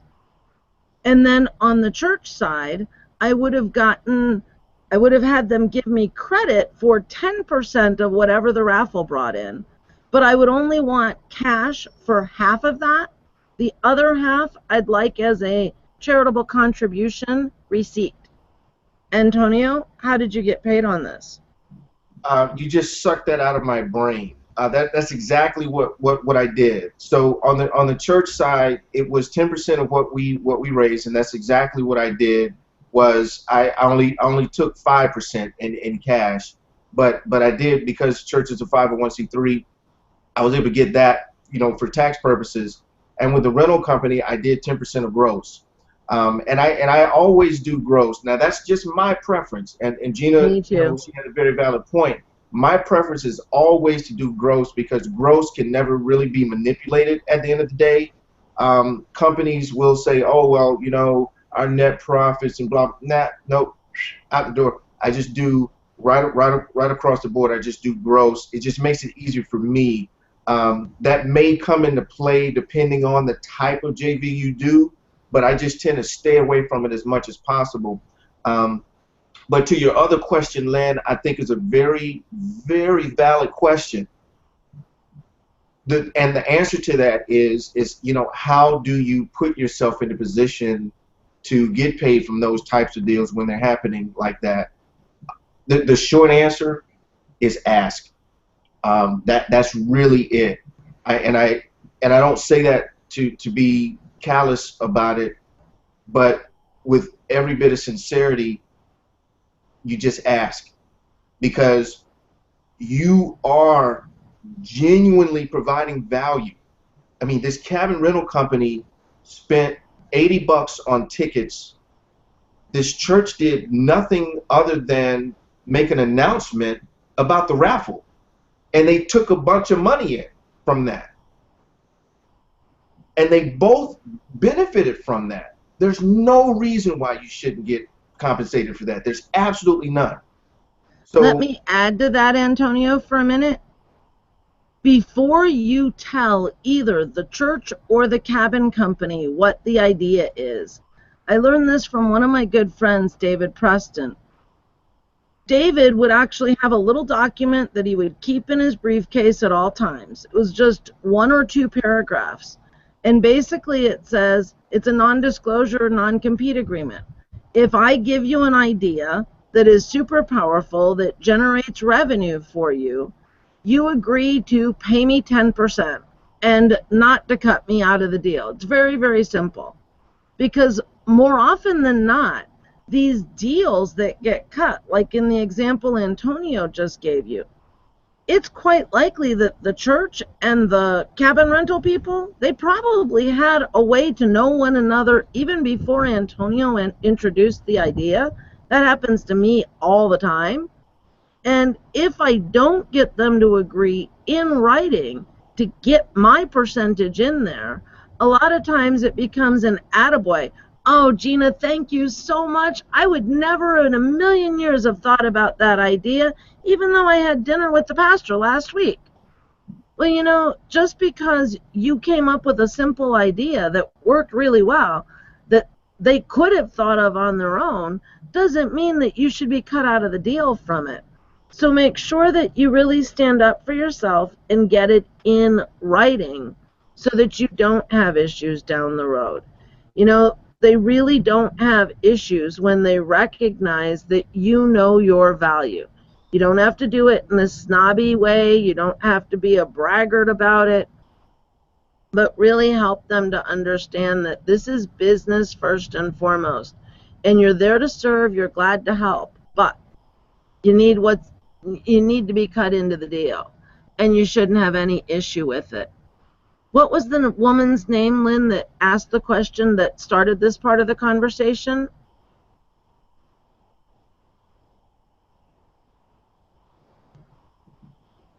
It would help if I was unmuted. It's a friend of mine, Anna, who I've known for years. I want to address it in a little bit of a broader sense for a minute.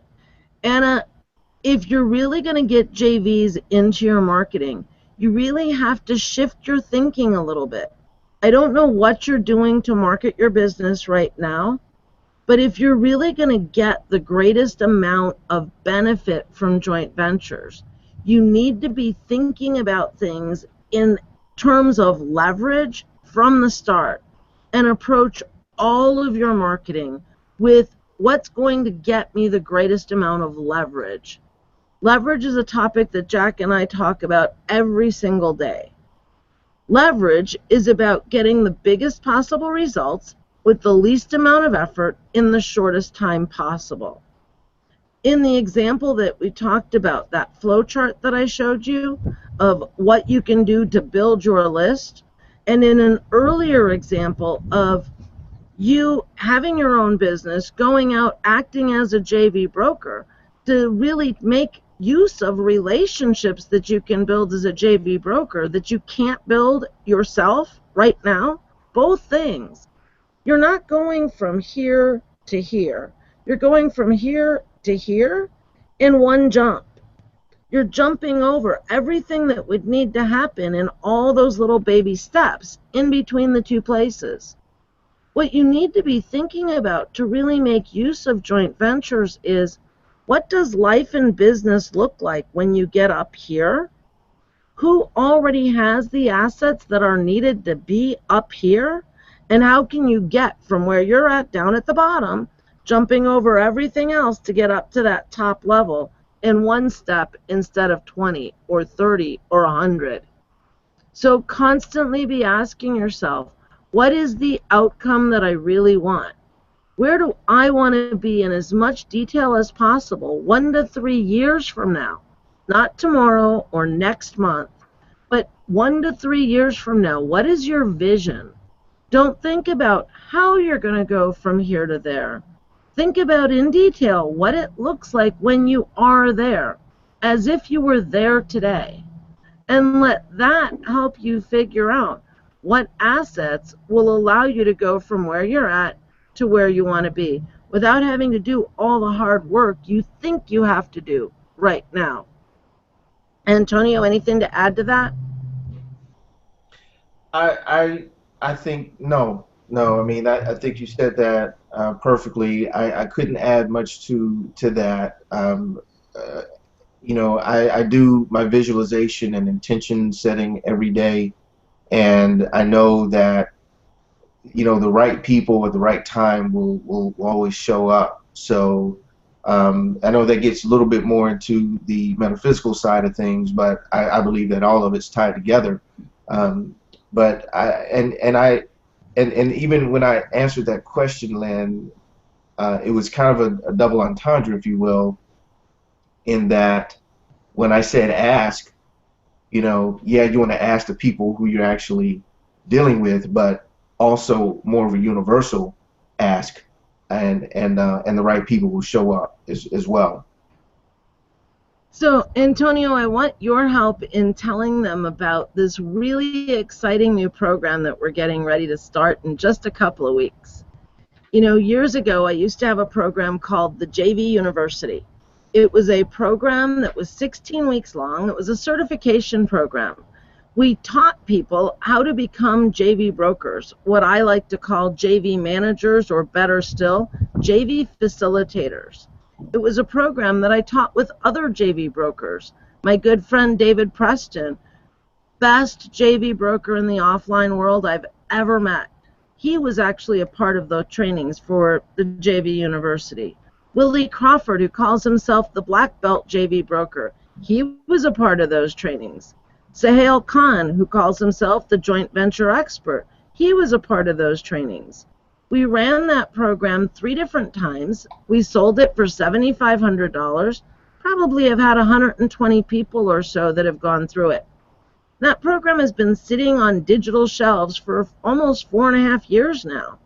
And we are about to take it off the digital shelves, dust it off, update it a little bit, and put it back out there again with 16 weeks of live calls attached to it that Antonio and I are going to do together. Antonio, are you as excited about this as I am? Absolutely, I am. I talked to several people about joint venturing, and they say, oh, you should do a class on this. You should do a class on this. I just kind of roll my eyes. And through several conversations, I was, kind of pushed into this. You guys are hearing a lot about this whole local marketing thing, and one of the unfortunate realities about the local marketing space is that the folks who are doing local marketing aren't making much money, and there are reasons behind that. And so I came up with this idea. I said, well, why don't I teach local JV brokering, and help these local marketer guys actually put some money in their pockets sooner rather than later, in a way that doesn't cost any money. And I was just kind of casually thinking about that. And of course, as how the universe works, Gina says, hey, guess what I'm doing? So here we are. It's one of these things that I get really excited about. And I even ask myself sometimes, I think, why did I stop doing joint venture brokering? But I do have other things that I have going on and stuff. But it's a business in that you have unlimited potential, and very rarely is that the case in business. Very rarely. When you think about an accountant, you can't really get creative with accounting. You tend to go to jail for getting creative with accounting. When you think about an attorney, you think about other types of, even with consulting, there's a lot you can do, but there's still the kind of this finite piece, like this is the thing that I offer. But with joint venture brokering, it's so big. I mean, it's so big when you think about how you can bring people together for the betterment of everyone. You don't ever have to worry about not having an opportunity. That's the thing that's so beautiful about this, is that you don't ever have to worry about not knowing where I can go, not knowing what I can do.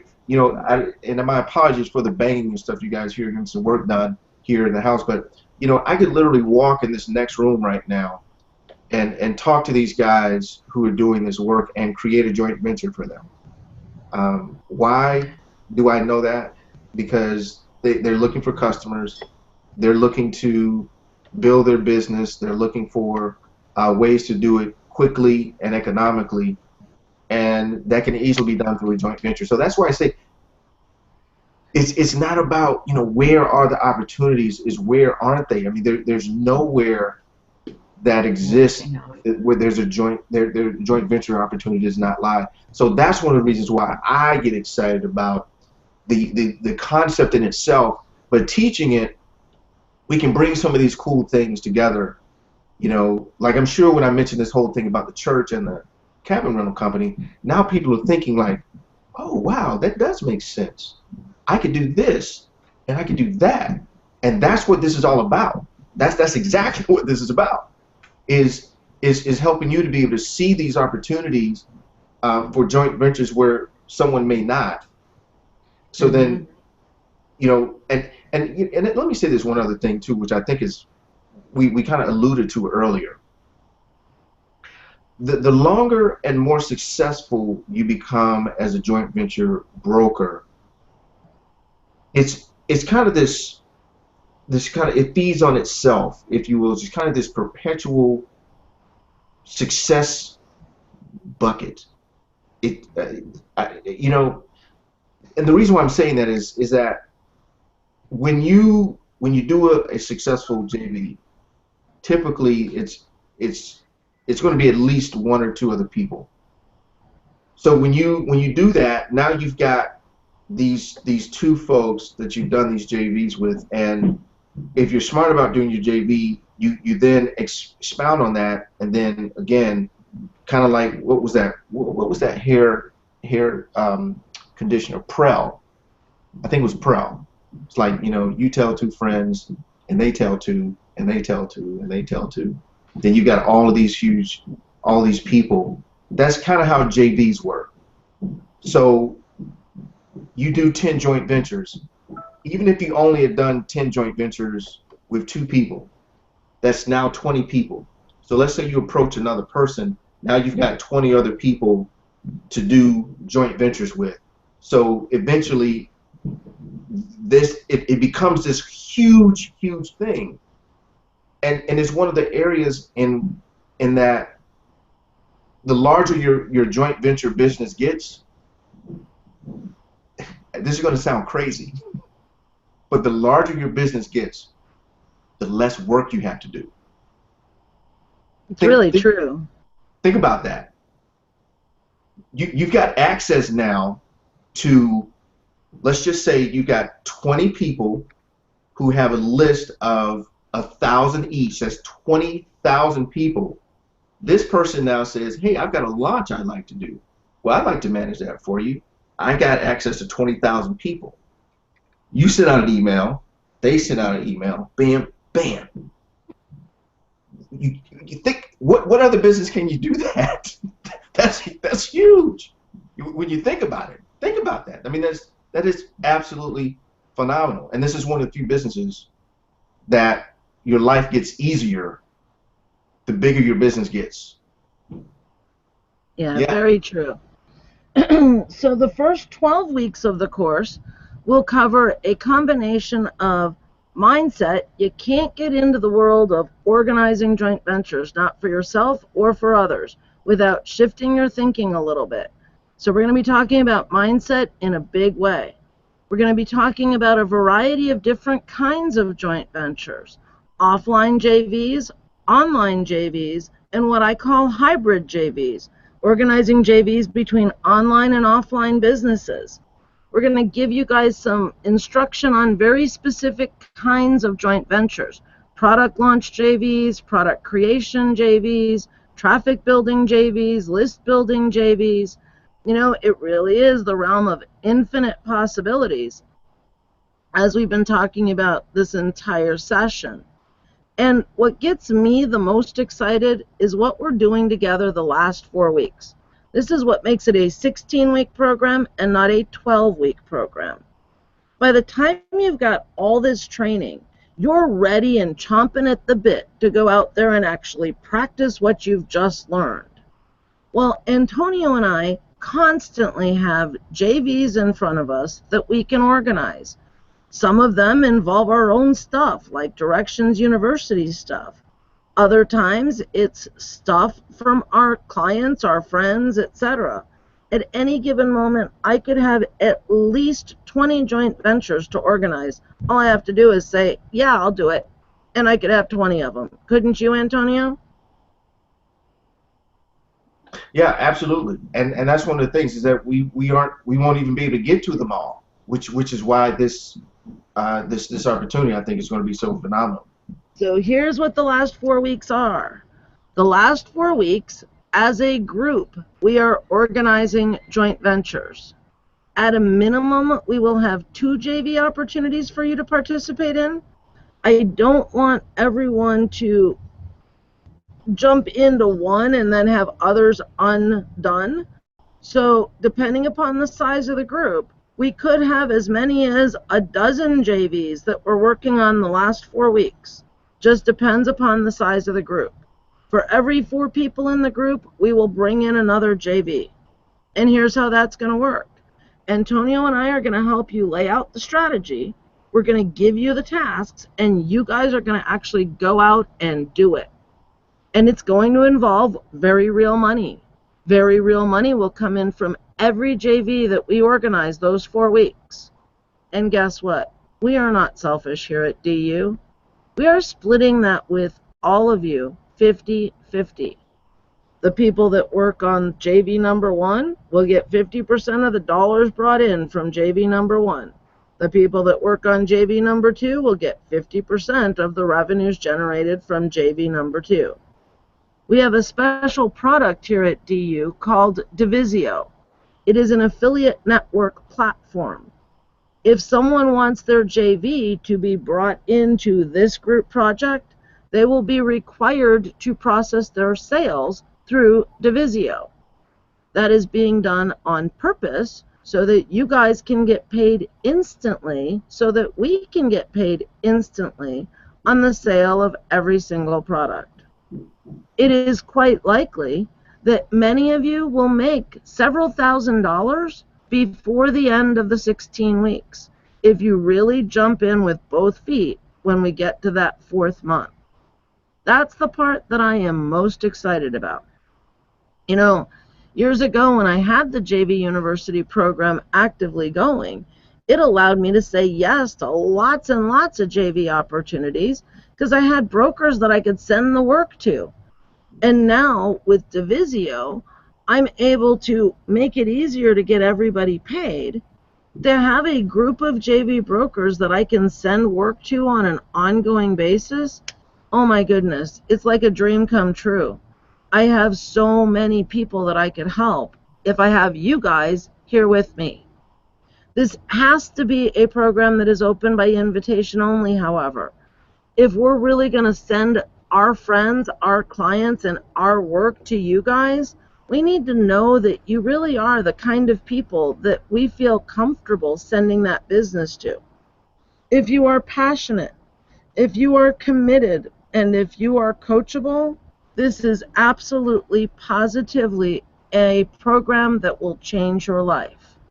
Whether you want a long-term commitment to JV brokering, whether you're someone that is in an information business or any kind of business really, and you want the leg up that JV brokering can give you in your own business, we want you to be a part of this program. To do that, go fill out the application at joindu.com/JVU strategy.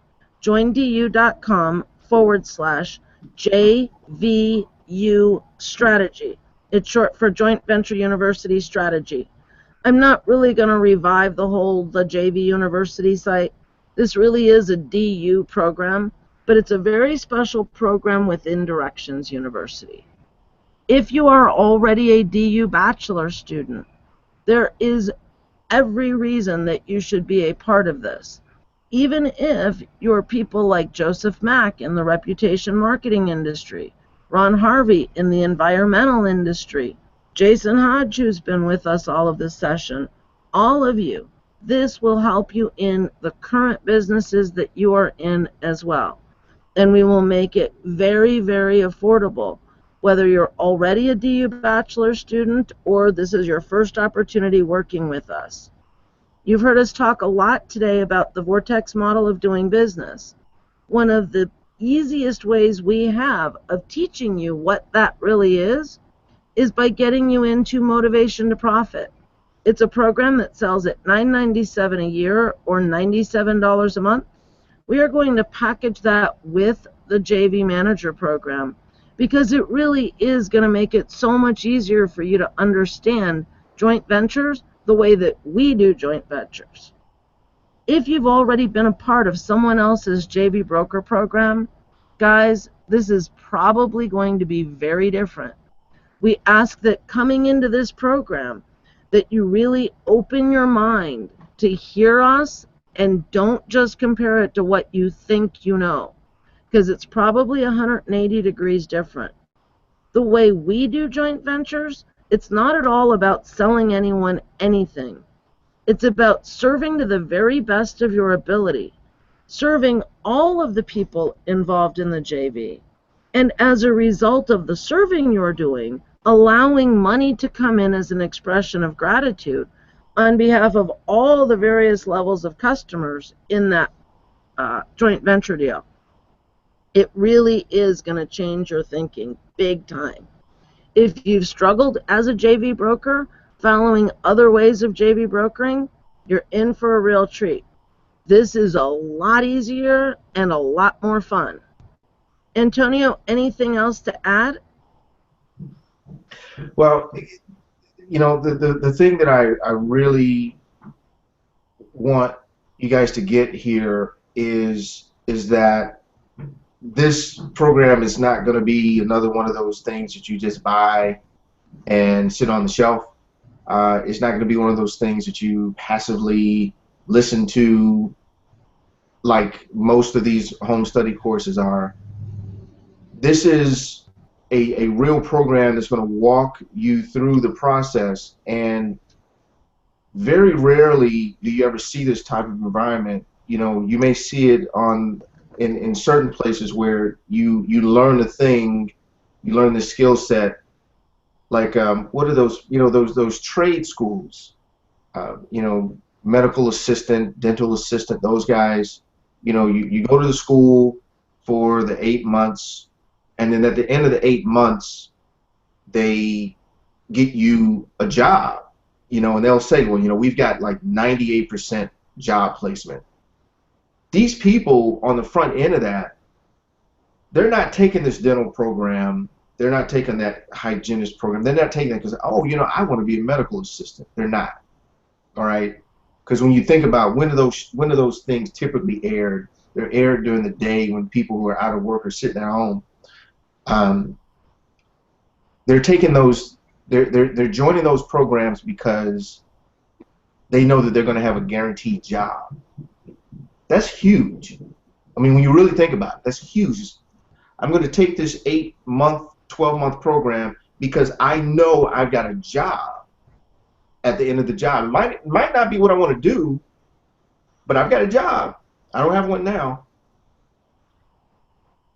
That's the when you think about what we're doing, we're not just, hey, here's a bunch of information and good luck. It's like, hey, here's a bunch of information and here's a joint venture to do right now that can put $1,000, $2,000, $3,000, $10,000 in your pocket. Like, and this isn't theoretical. We aren't going to be doing paper trading like, you know, like they teach in those stock programs. Well, just pretend like you invested this amount of money.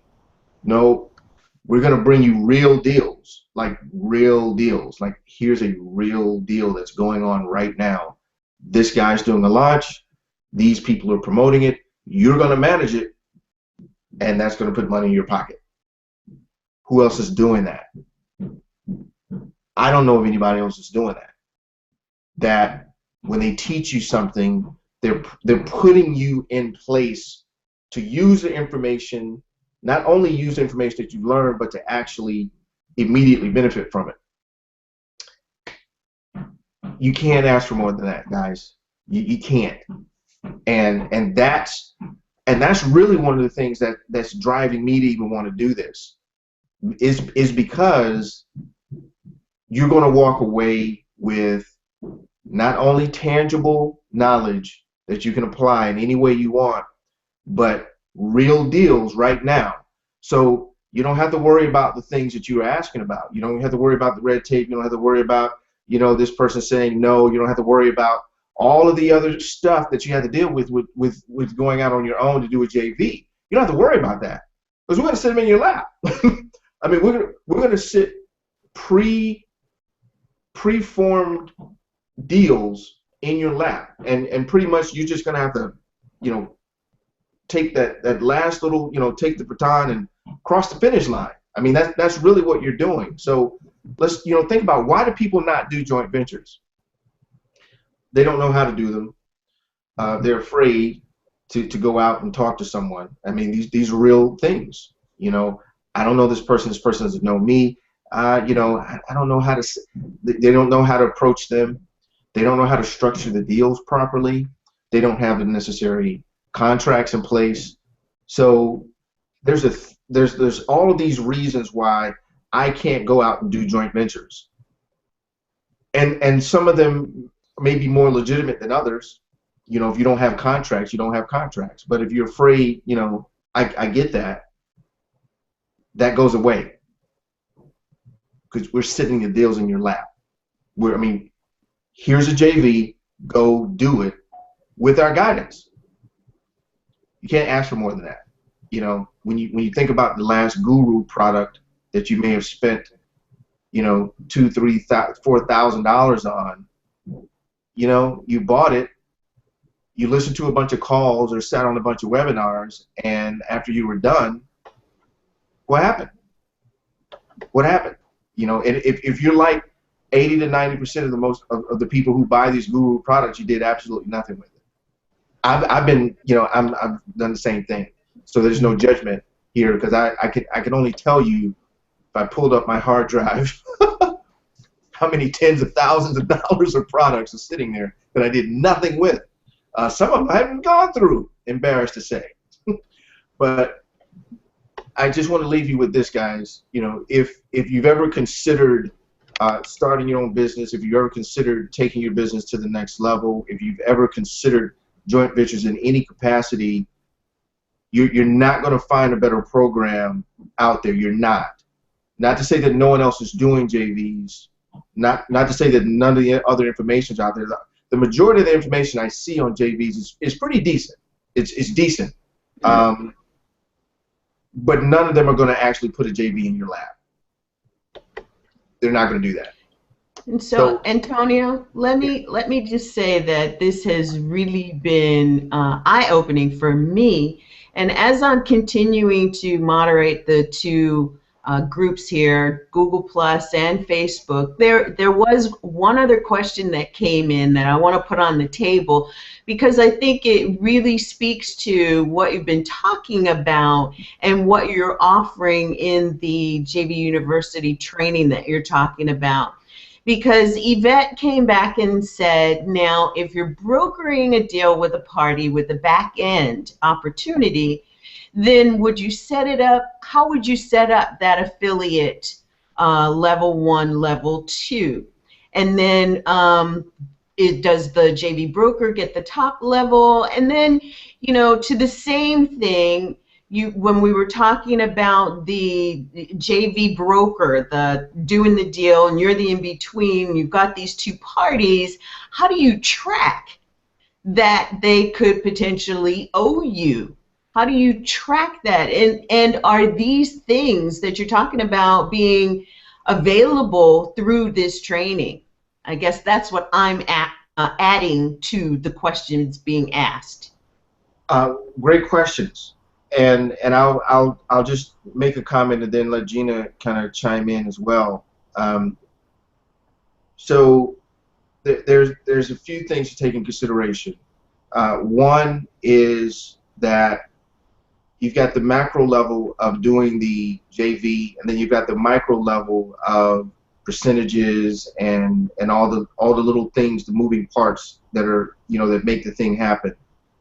And we address all of that. We address all of that in the program. We obviously couldn't address it here because this is a 16-week program, and we've been on for a couple of hours now. So, but as far as the micro levels, where do you get paid as a JV broker versus this other person versus an affiliate who may come in? Those are some of the micro things that vary from project to project. There have been some projects where I've gotten paid on everything that was done. There have been some projects where I was actually paid a flat fee. I was paid, flat fee JV brokering. So that's why I say that the possibilities are limitless, and I don't want to get in so far into the micro piece that we get stuck with, how do I set up these percentages and all these other things. There's that.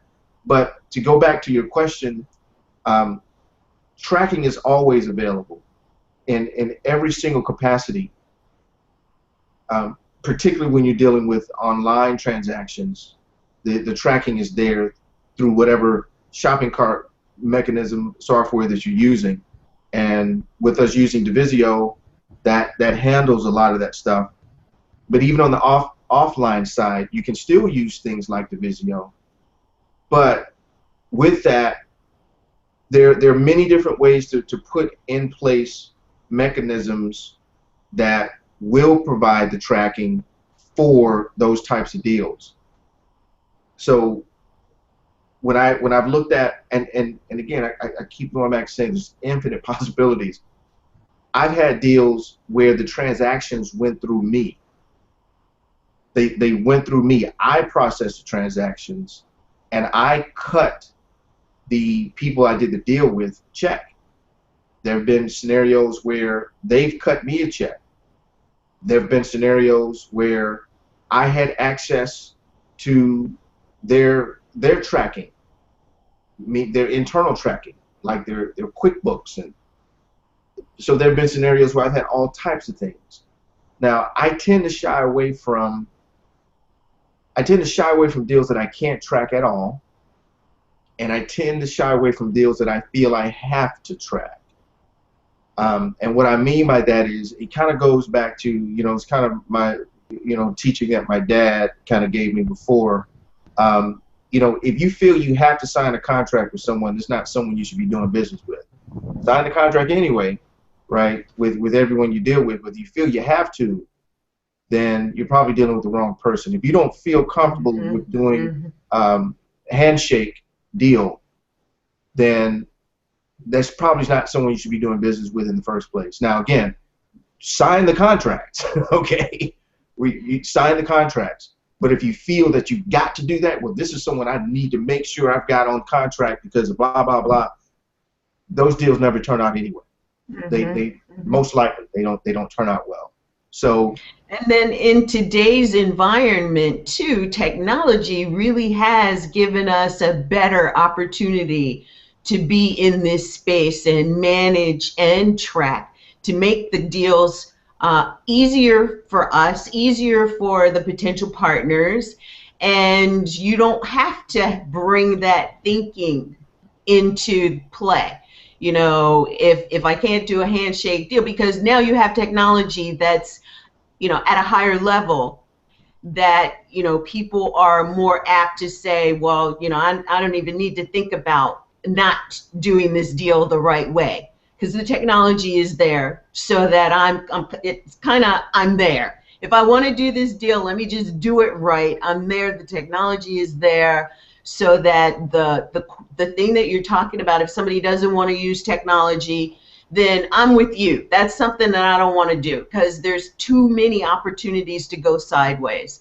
And that's where, Gina mentioned simplicity and ease. And when you're staying in that frame, you're giving yourself and everyone involved the best opportunities. And I think utilizing technology with where it has come to now is our best, adds to making the best opportunities even better opportunities.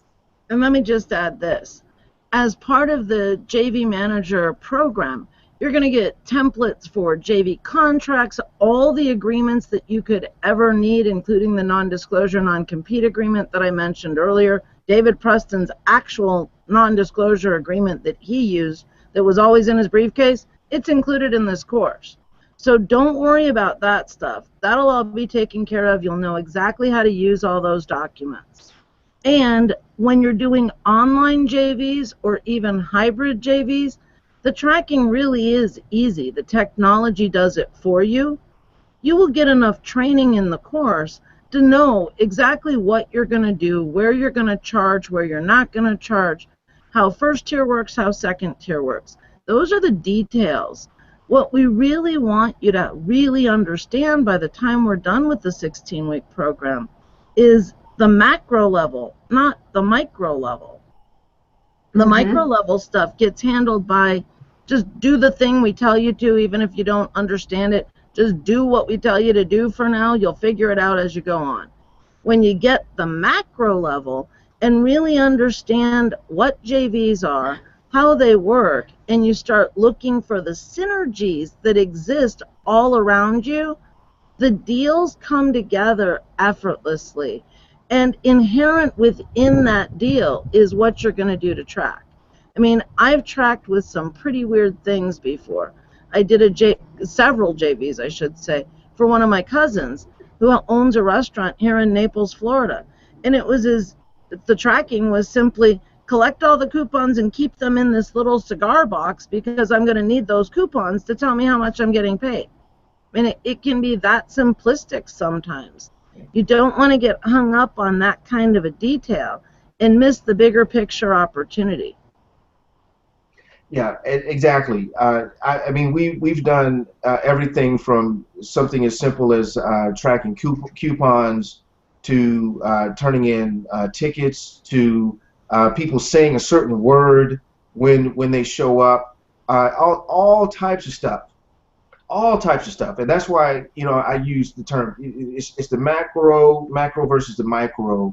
We'll handle those types of things, and here's the other thing, guys.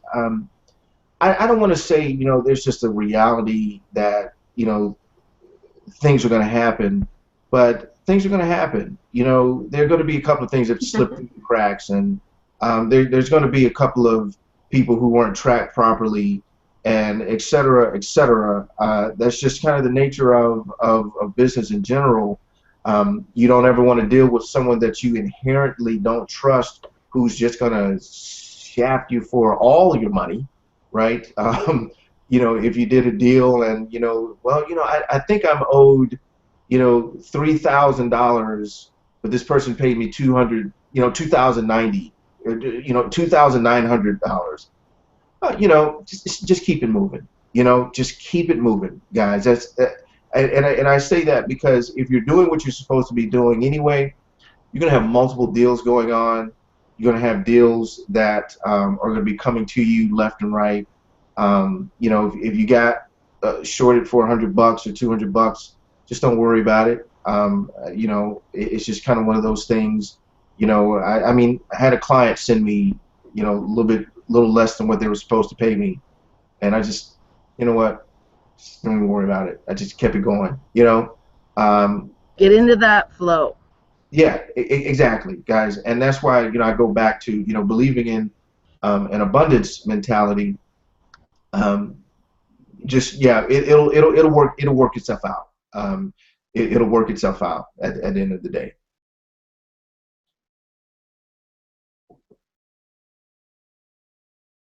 I don't know if we lost Gina or not, but sorry, I had accidentally muted myself, trying to switch over to the screen. So go get in there right now. Go apply at joindu.com/JVU strategy. After you fill out the application, it will redirect you to a calendar. Set up a 30-minute time for us to talk. If you're not sure if this is for you or not, set up a time for us to talk. I can get in there 5 minutes worth and quickly see if this really is going to serve you or not. We don't want to sell you guys anything. We really want to help you take your business to the next level. I've said this before, I'm going to say this the rest of my life. The biggest gift I've ever gotten was being a JV broker. So much of life and business for me today wouldn't be there had I not had all those years of being a JV broker. It can do so many great things for life and business both. And if you really have a big vision for where you want to be in the future, I am certain that together we can find a way to get that vision to be your reality using JV brokering the way we teach it. Don't you agree, Antonio? Yeah, absolutely. I do. And you know, as you said, Gina, JV brokering it was a gift because even beyond the JV brokering itself, the way you start thinking about deals in general changes. It completely changes. So even for yourself, if you have another business that you're running or doing whatever the case may be, the way you see deals change fundamentally and forever when you understand the scope of doing brokering. Like I said, I came into brokering accidentally slash out of not out of necessity. I had no money, I had no list, I had no product, I had nothing. So I had to find ways to make money, and that was the thing that, oh well, you know, here's a way for me to do.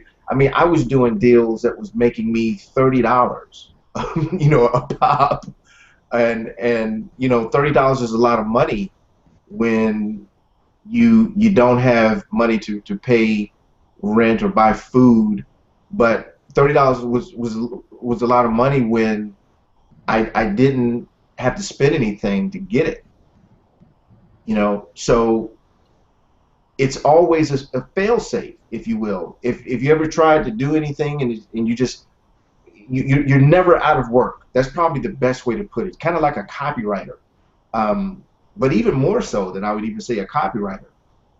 As a JV broker, you're never out of work. You will never ever have to worry about having money when you can put a deal together. You never have to worry about that. That that in itself is a beautiful thing. It is absolutely a beautiful thing to have that comfort, that knowing that whatever happens in my life, worst case scenario, I'm homeless, I have nothing but the clothes on my back. You can walk into a laundromat and walk into a restaurant. That's like I say it's a default JV. Okay, it's a default JV. Laundromats and Antonio, restaurants. why do you call yourself the money mouth? Well, um, I look at it is that when I open my mouth, the money-making idea falls out. And it's for that very reason. It's for that very reason is that all I need is just the ability to communicate to someone, and I can make money from that. That's all I need to be able to do. Is just be able to communicate and make money from a scenario. So, like, you know, going back to the example I was making, if you can walk into a restaurant, talk to a business owner, you can walk to a laundromat, talk to that business owner. There's a default JV that will work 8 out of 10 times, and that's why I call it a default JV. It's a default. You can 80% of the restaurants and 80% of the laundromats that you work with will work together in a JV. How do you do that? Well, the restaurant, you make a sign, put the sign for the restaurant in the laundromat.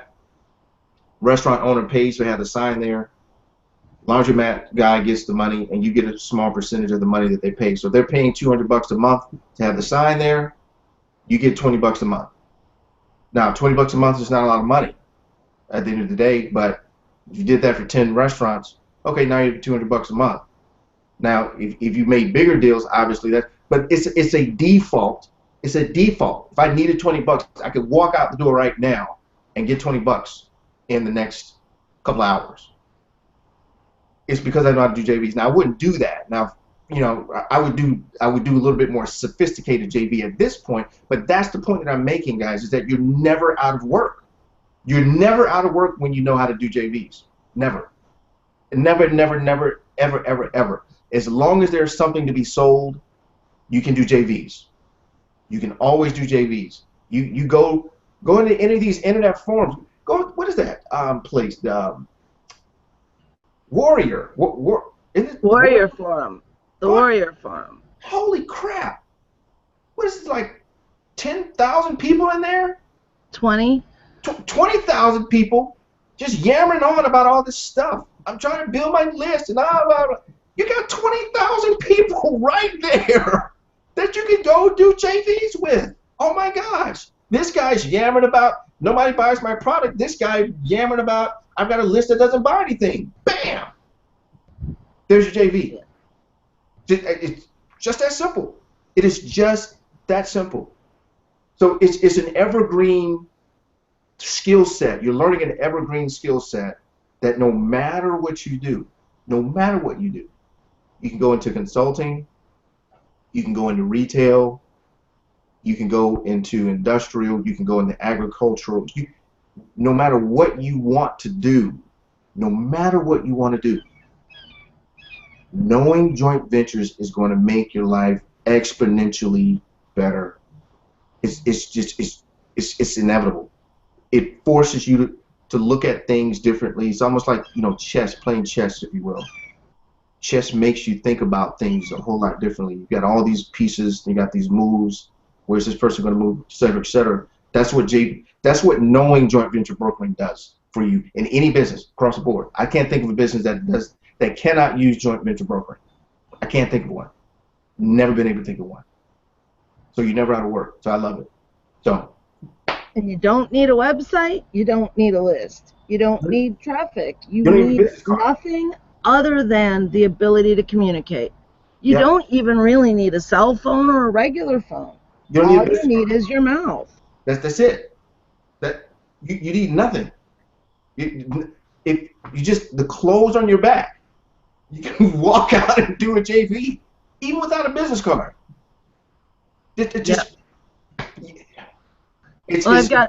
I've got time set aside today, tomorrow, and Monday. This program starts quickly, guys. We've got this huge need. So we can't wait another week to get onto the phone to see if you're a good fit for it. Go get started right now. Figure out what time you can meet with me. We only need 30 minutes. joindu.com/JVU strategy. JVU strategy. DU bachelors, normally you're not eligible for strategy sessions. This time you are. If you're interested, go get signed up. I assure you, if you're a DU bachelor student, we've got a very special opportunity that will make it possible for you to come in. Antonio and I look forward to seeing all of you in the JV Manager program in the next couple of weeks. Thank you so much, Velyn Hawkins, for joining us as moderator. Tell everybody how they can find out more about who you are and what you do. Oh, thank you, Gina. It's always a pleasure to help and to moderate the groups. People can find me at the P3 Academy of Social Entrepreneurship at p3academy.com. That's Velyn Hawkins, founder and dean of the P3 Academy of Social Entrepreneurship, and you can find me at p3academy.com, and you can email me right from that page. Thank you, Lynn, and thanks so much to Ron Harvey and Jason Hodge, both DU bachelor students, for having joined us on today's Helpout. Jason and Ron, any comments about what it's like to be mentored at Directions University before we go?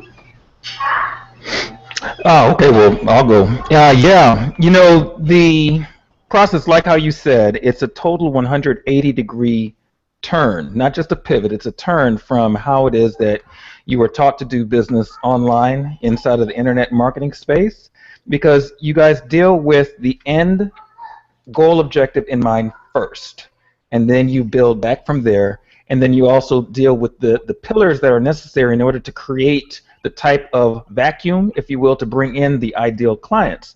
So I think that the The difference is that you guys aren't dealing with just the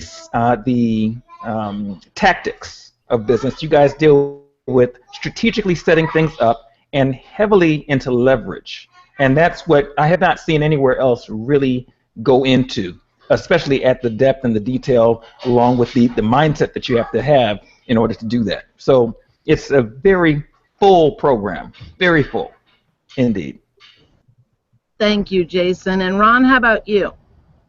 Well, I would like to say that really the difference that I've seen in your programs is that they really are heart-centered in the sense that you're all about providing service. How can you best help your people, and how can they best help their people? And it really is. It's not your standard business class. This is not a business class. And you are results oriented. That's the real bottom line. You know, even though your organization is called Directions University, you know, it's not like pouring 4 years worth of money into a program and then you get a lovely piece of paper and then you're out on your street doing your own thing. You're with us. You're really with us, and you're for us, and you make a difference. Thank you so much. And thank you, Antonio, for joining us today as well. Go ahead, Lynn. I just want to add to that along with what Jason and Ron have brought up, you know, most people don't think about the fact that as business owners, your business evolves. And whether you learn it in school or you bring what you learned in school and, you know, say you had a corporate life prior, what you learn in Directions University is everything that you talked about here today. It's learning the information and then being able to put it to practical use. And it's that practical use integration that actually puts you at a higher level of learning.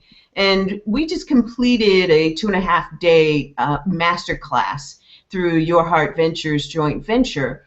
And one of the things that we wrapped up with was the fact that there is a place and a space that is the university level after the university. Because you come out of the university and you've got a sense of even the practical, but it's different when you get out there in the world. And what happens here in Directions University is the application and integration of the real world side of things that you only get in theory in the university setting, and then you get a little bit of the practical experience, and that practical stuff is where you end up tripping and falling and bumping your head and getting up and trying again and tripping and falling. Right here in Directions University, you've got the university level that I say actually gives you the opportunity to come out with your PhD. Because it's the practical, it's the hybrid education, and it's the other side of the determination to create a successful business that puts you into the desire to do more good in the world. And if you follow that through and you really understand that I don't need to bump my head, I don't need to spend all this time learning something and then have to go out and figure it out myself, then what you really are understanding is that's what DU is. That's where DU space is in community and in support of you as an entrepreneur growing your business. So that's what I had to add to that, because not only is that what it's given me that and more, in that I see so many more of the possibilities of what I can do for my own business, but also what I can contribute for the benefit of others and their businesses and the world.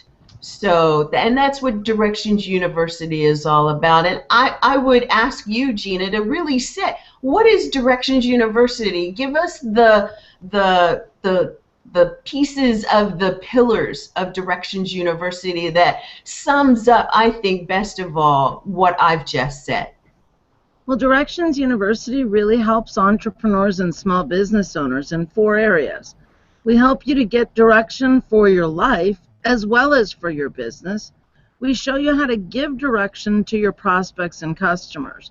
And in the end, our goal really truly is to help you impact the direction of the world. Our mission at Directions University is very clear and very specific. We want to touch the life of every person on this planet. It's a mission that we cannot accomplish on our own. Humanly impossible to touch all 7.2 billion people just yourself. But by working with entrepreneurs like all of you, especially JV managers, helping you guys to more meaningfully impact the lives of your prospects and customers, helping you guys to touch that many more prospects and customers. Together, we really can touch the life of every person on this planet. And with JV managers, if you're imparting that same wisdom in your clients' businesses, and they're then going out and doing a better job of whatever it is they do to make a difference in the lives of their prospects and customers, oh my gosh, it gives DU that much more leverage in reaching and achieving its mission. And so I leave all of you with one simple question. Will you be the next entrepreneur that we help? Thank you so much to all of you. We certainly look forward to having you join us in the JV Manager program. I'm looking forward to talking to you one-on-one on our strategy session today, tomorrow, or Monday. See you guys there.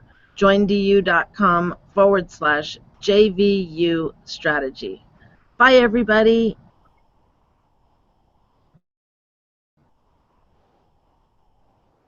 Bye, guys. Bye.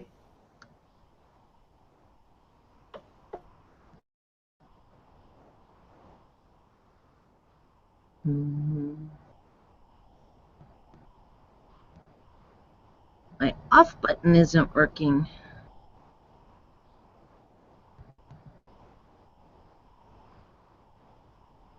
I think I just got to close it, guys. Sorry.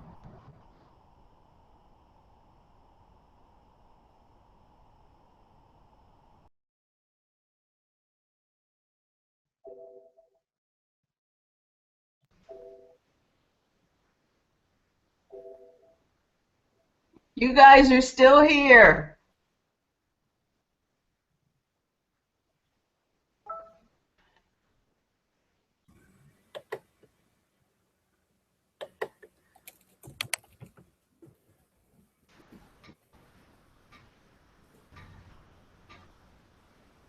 And Jason, you're back. Can you hear me?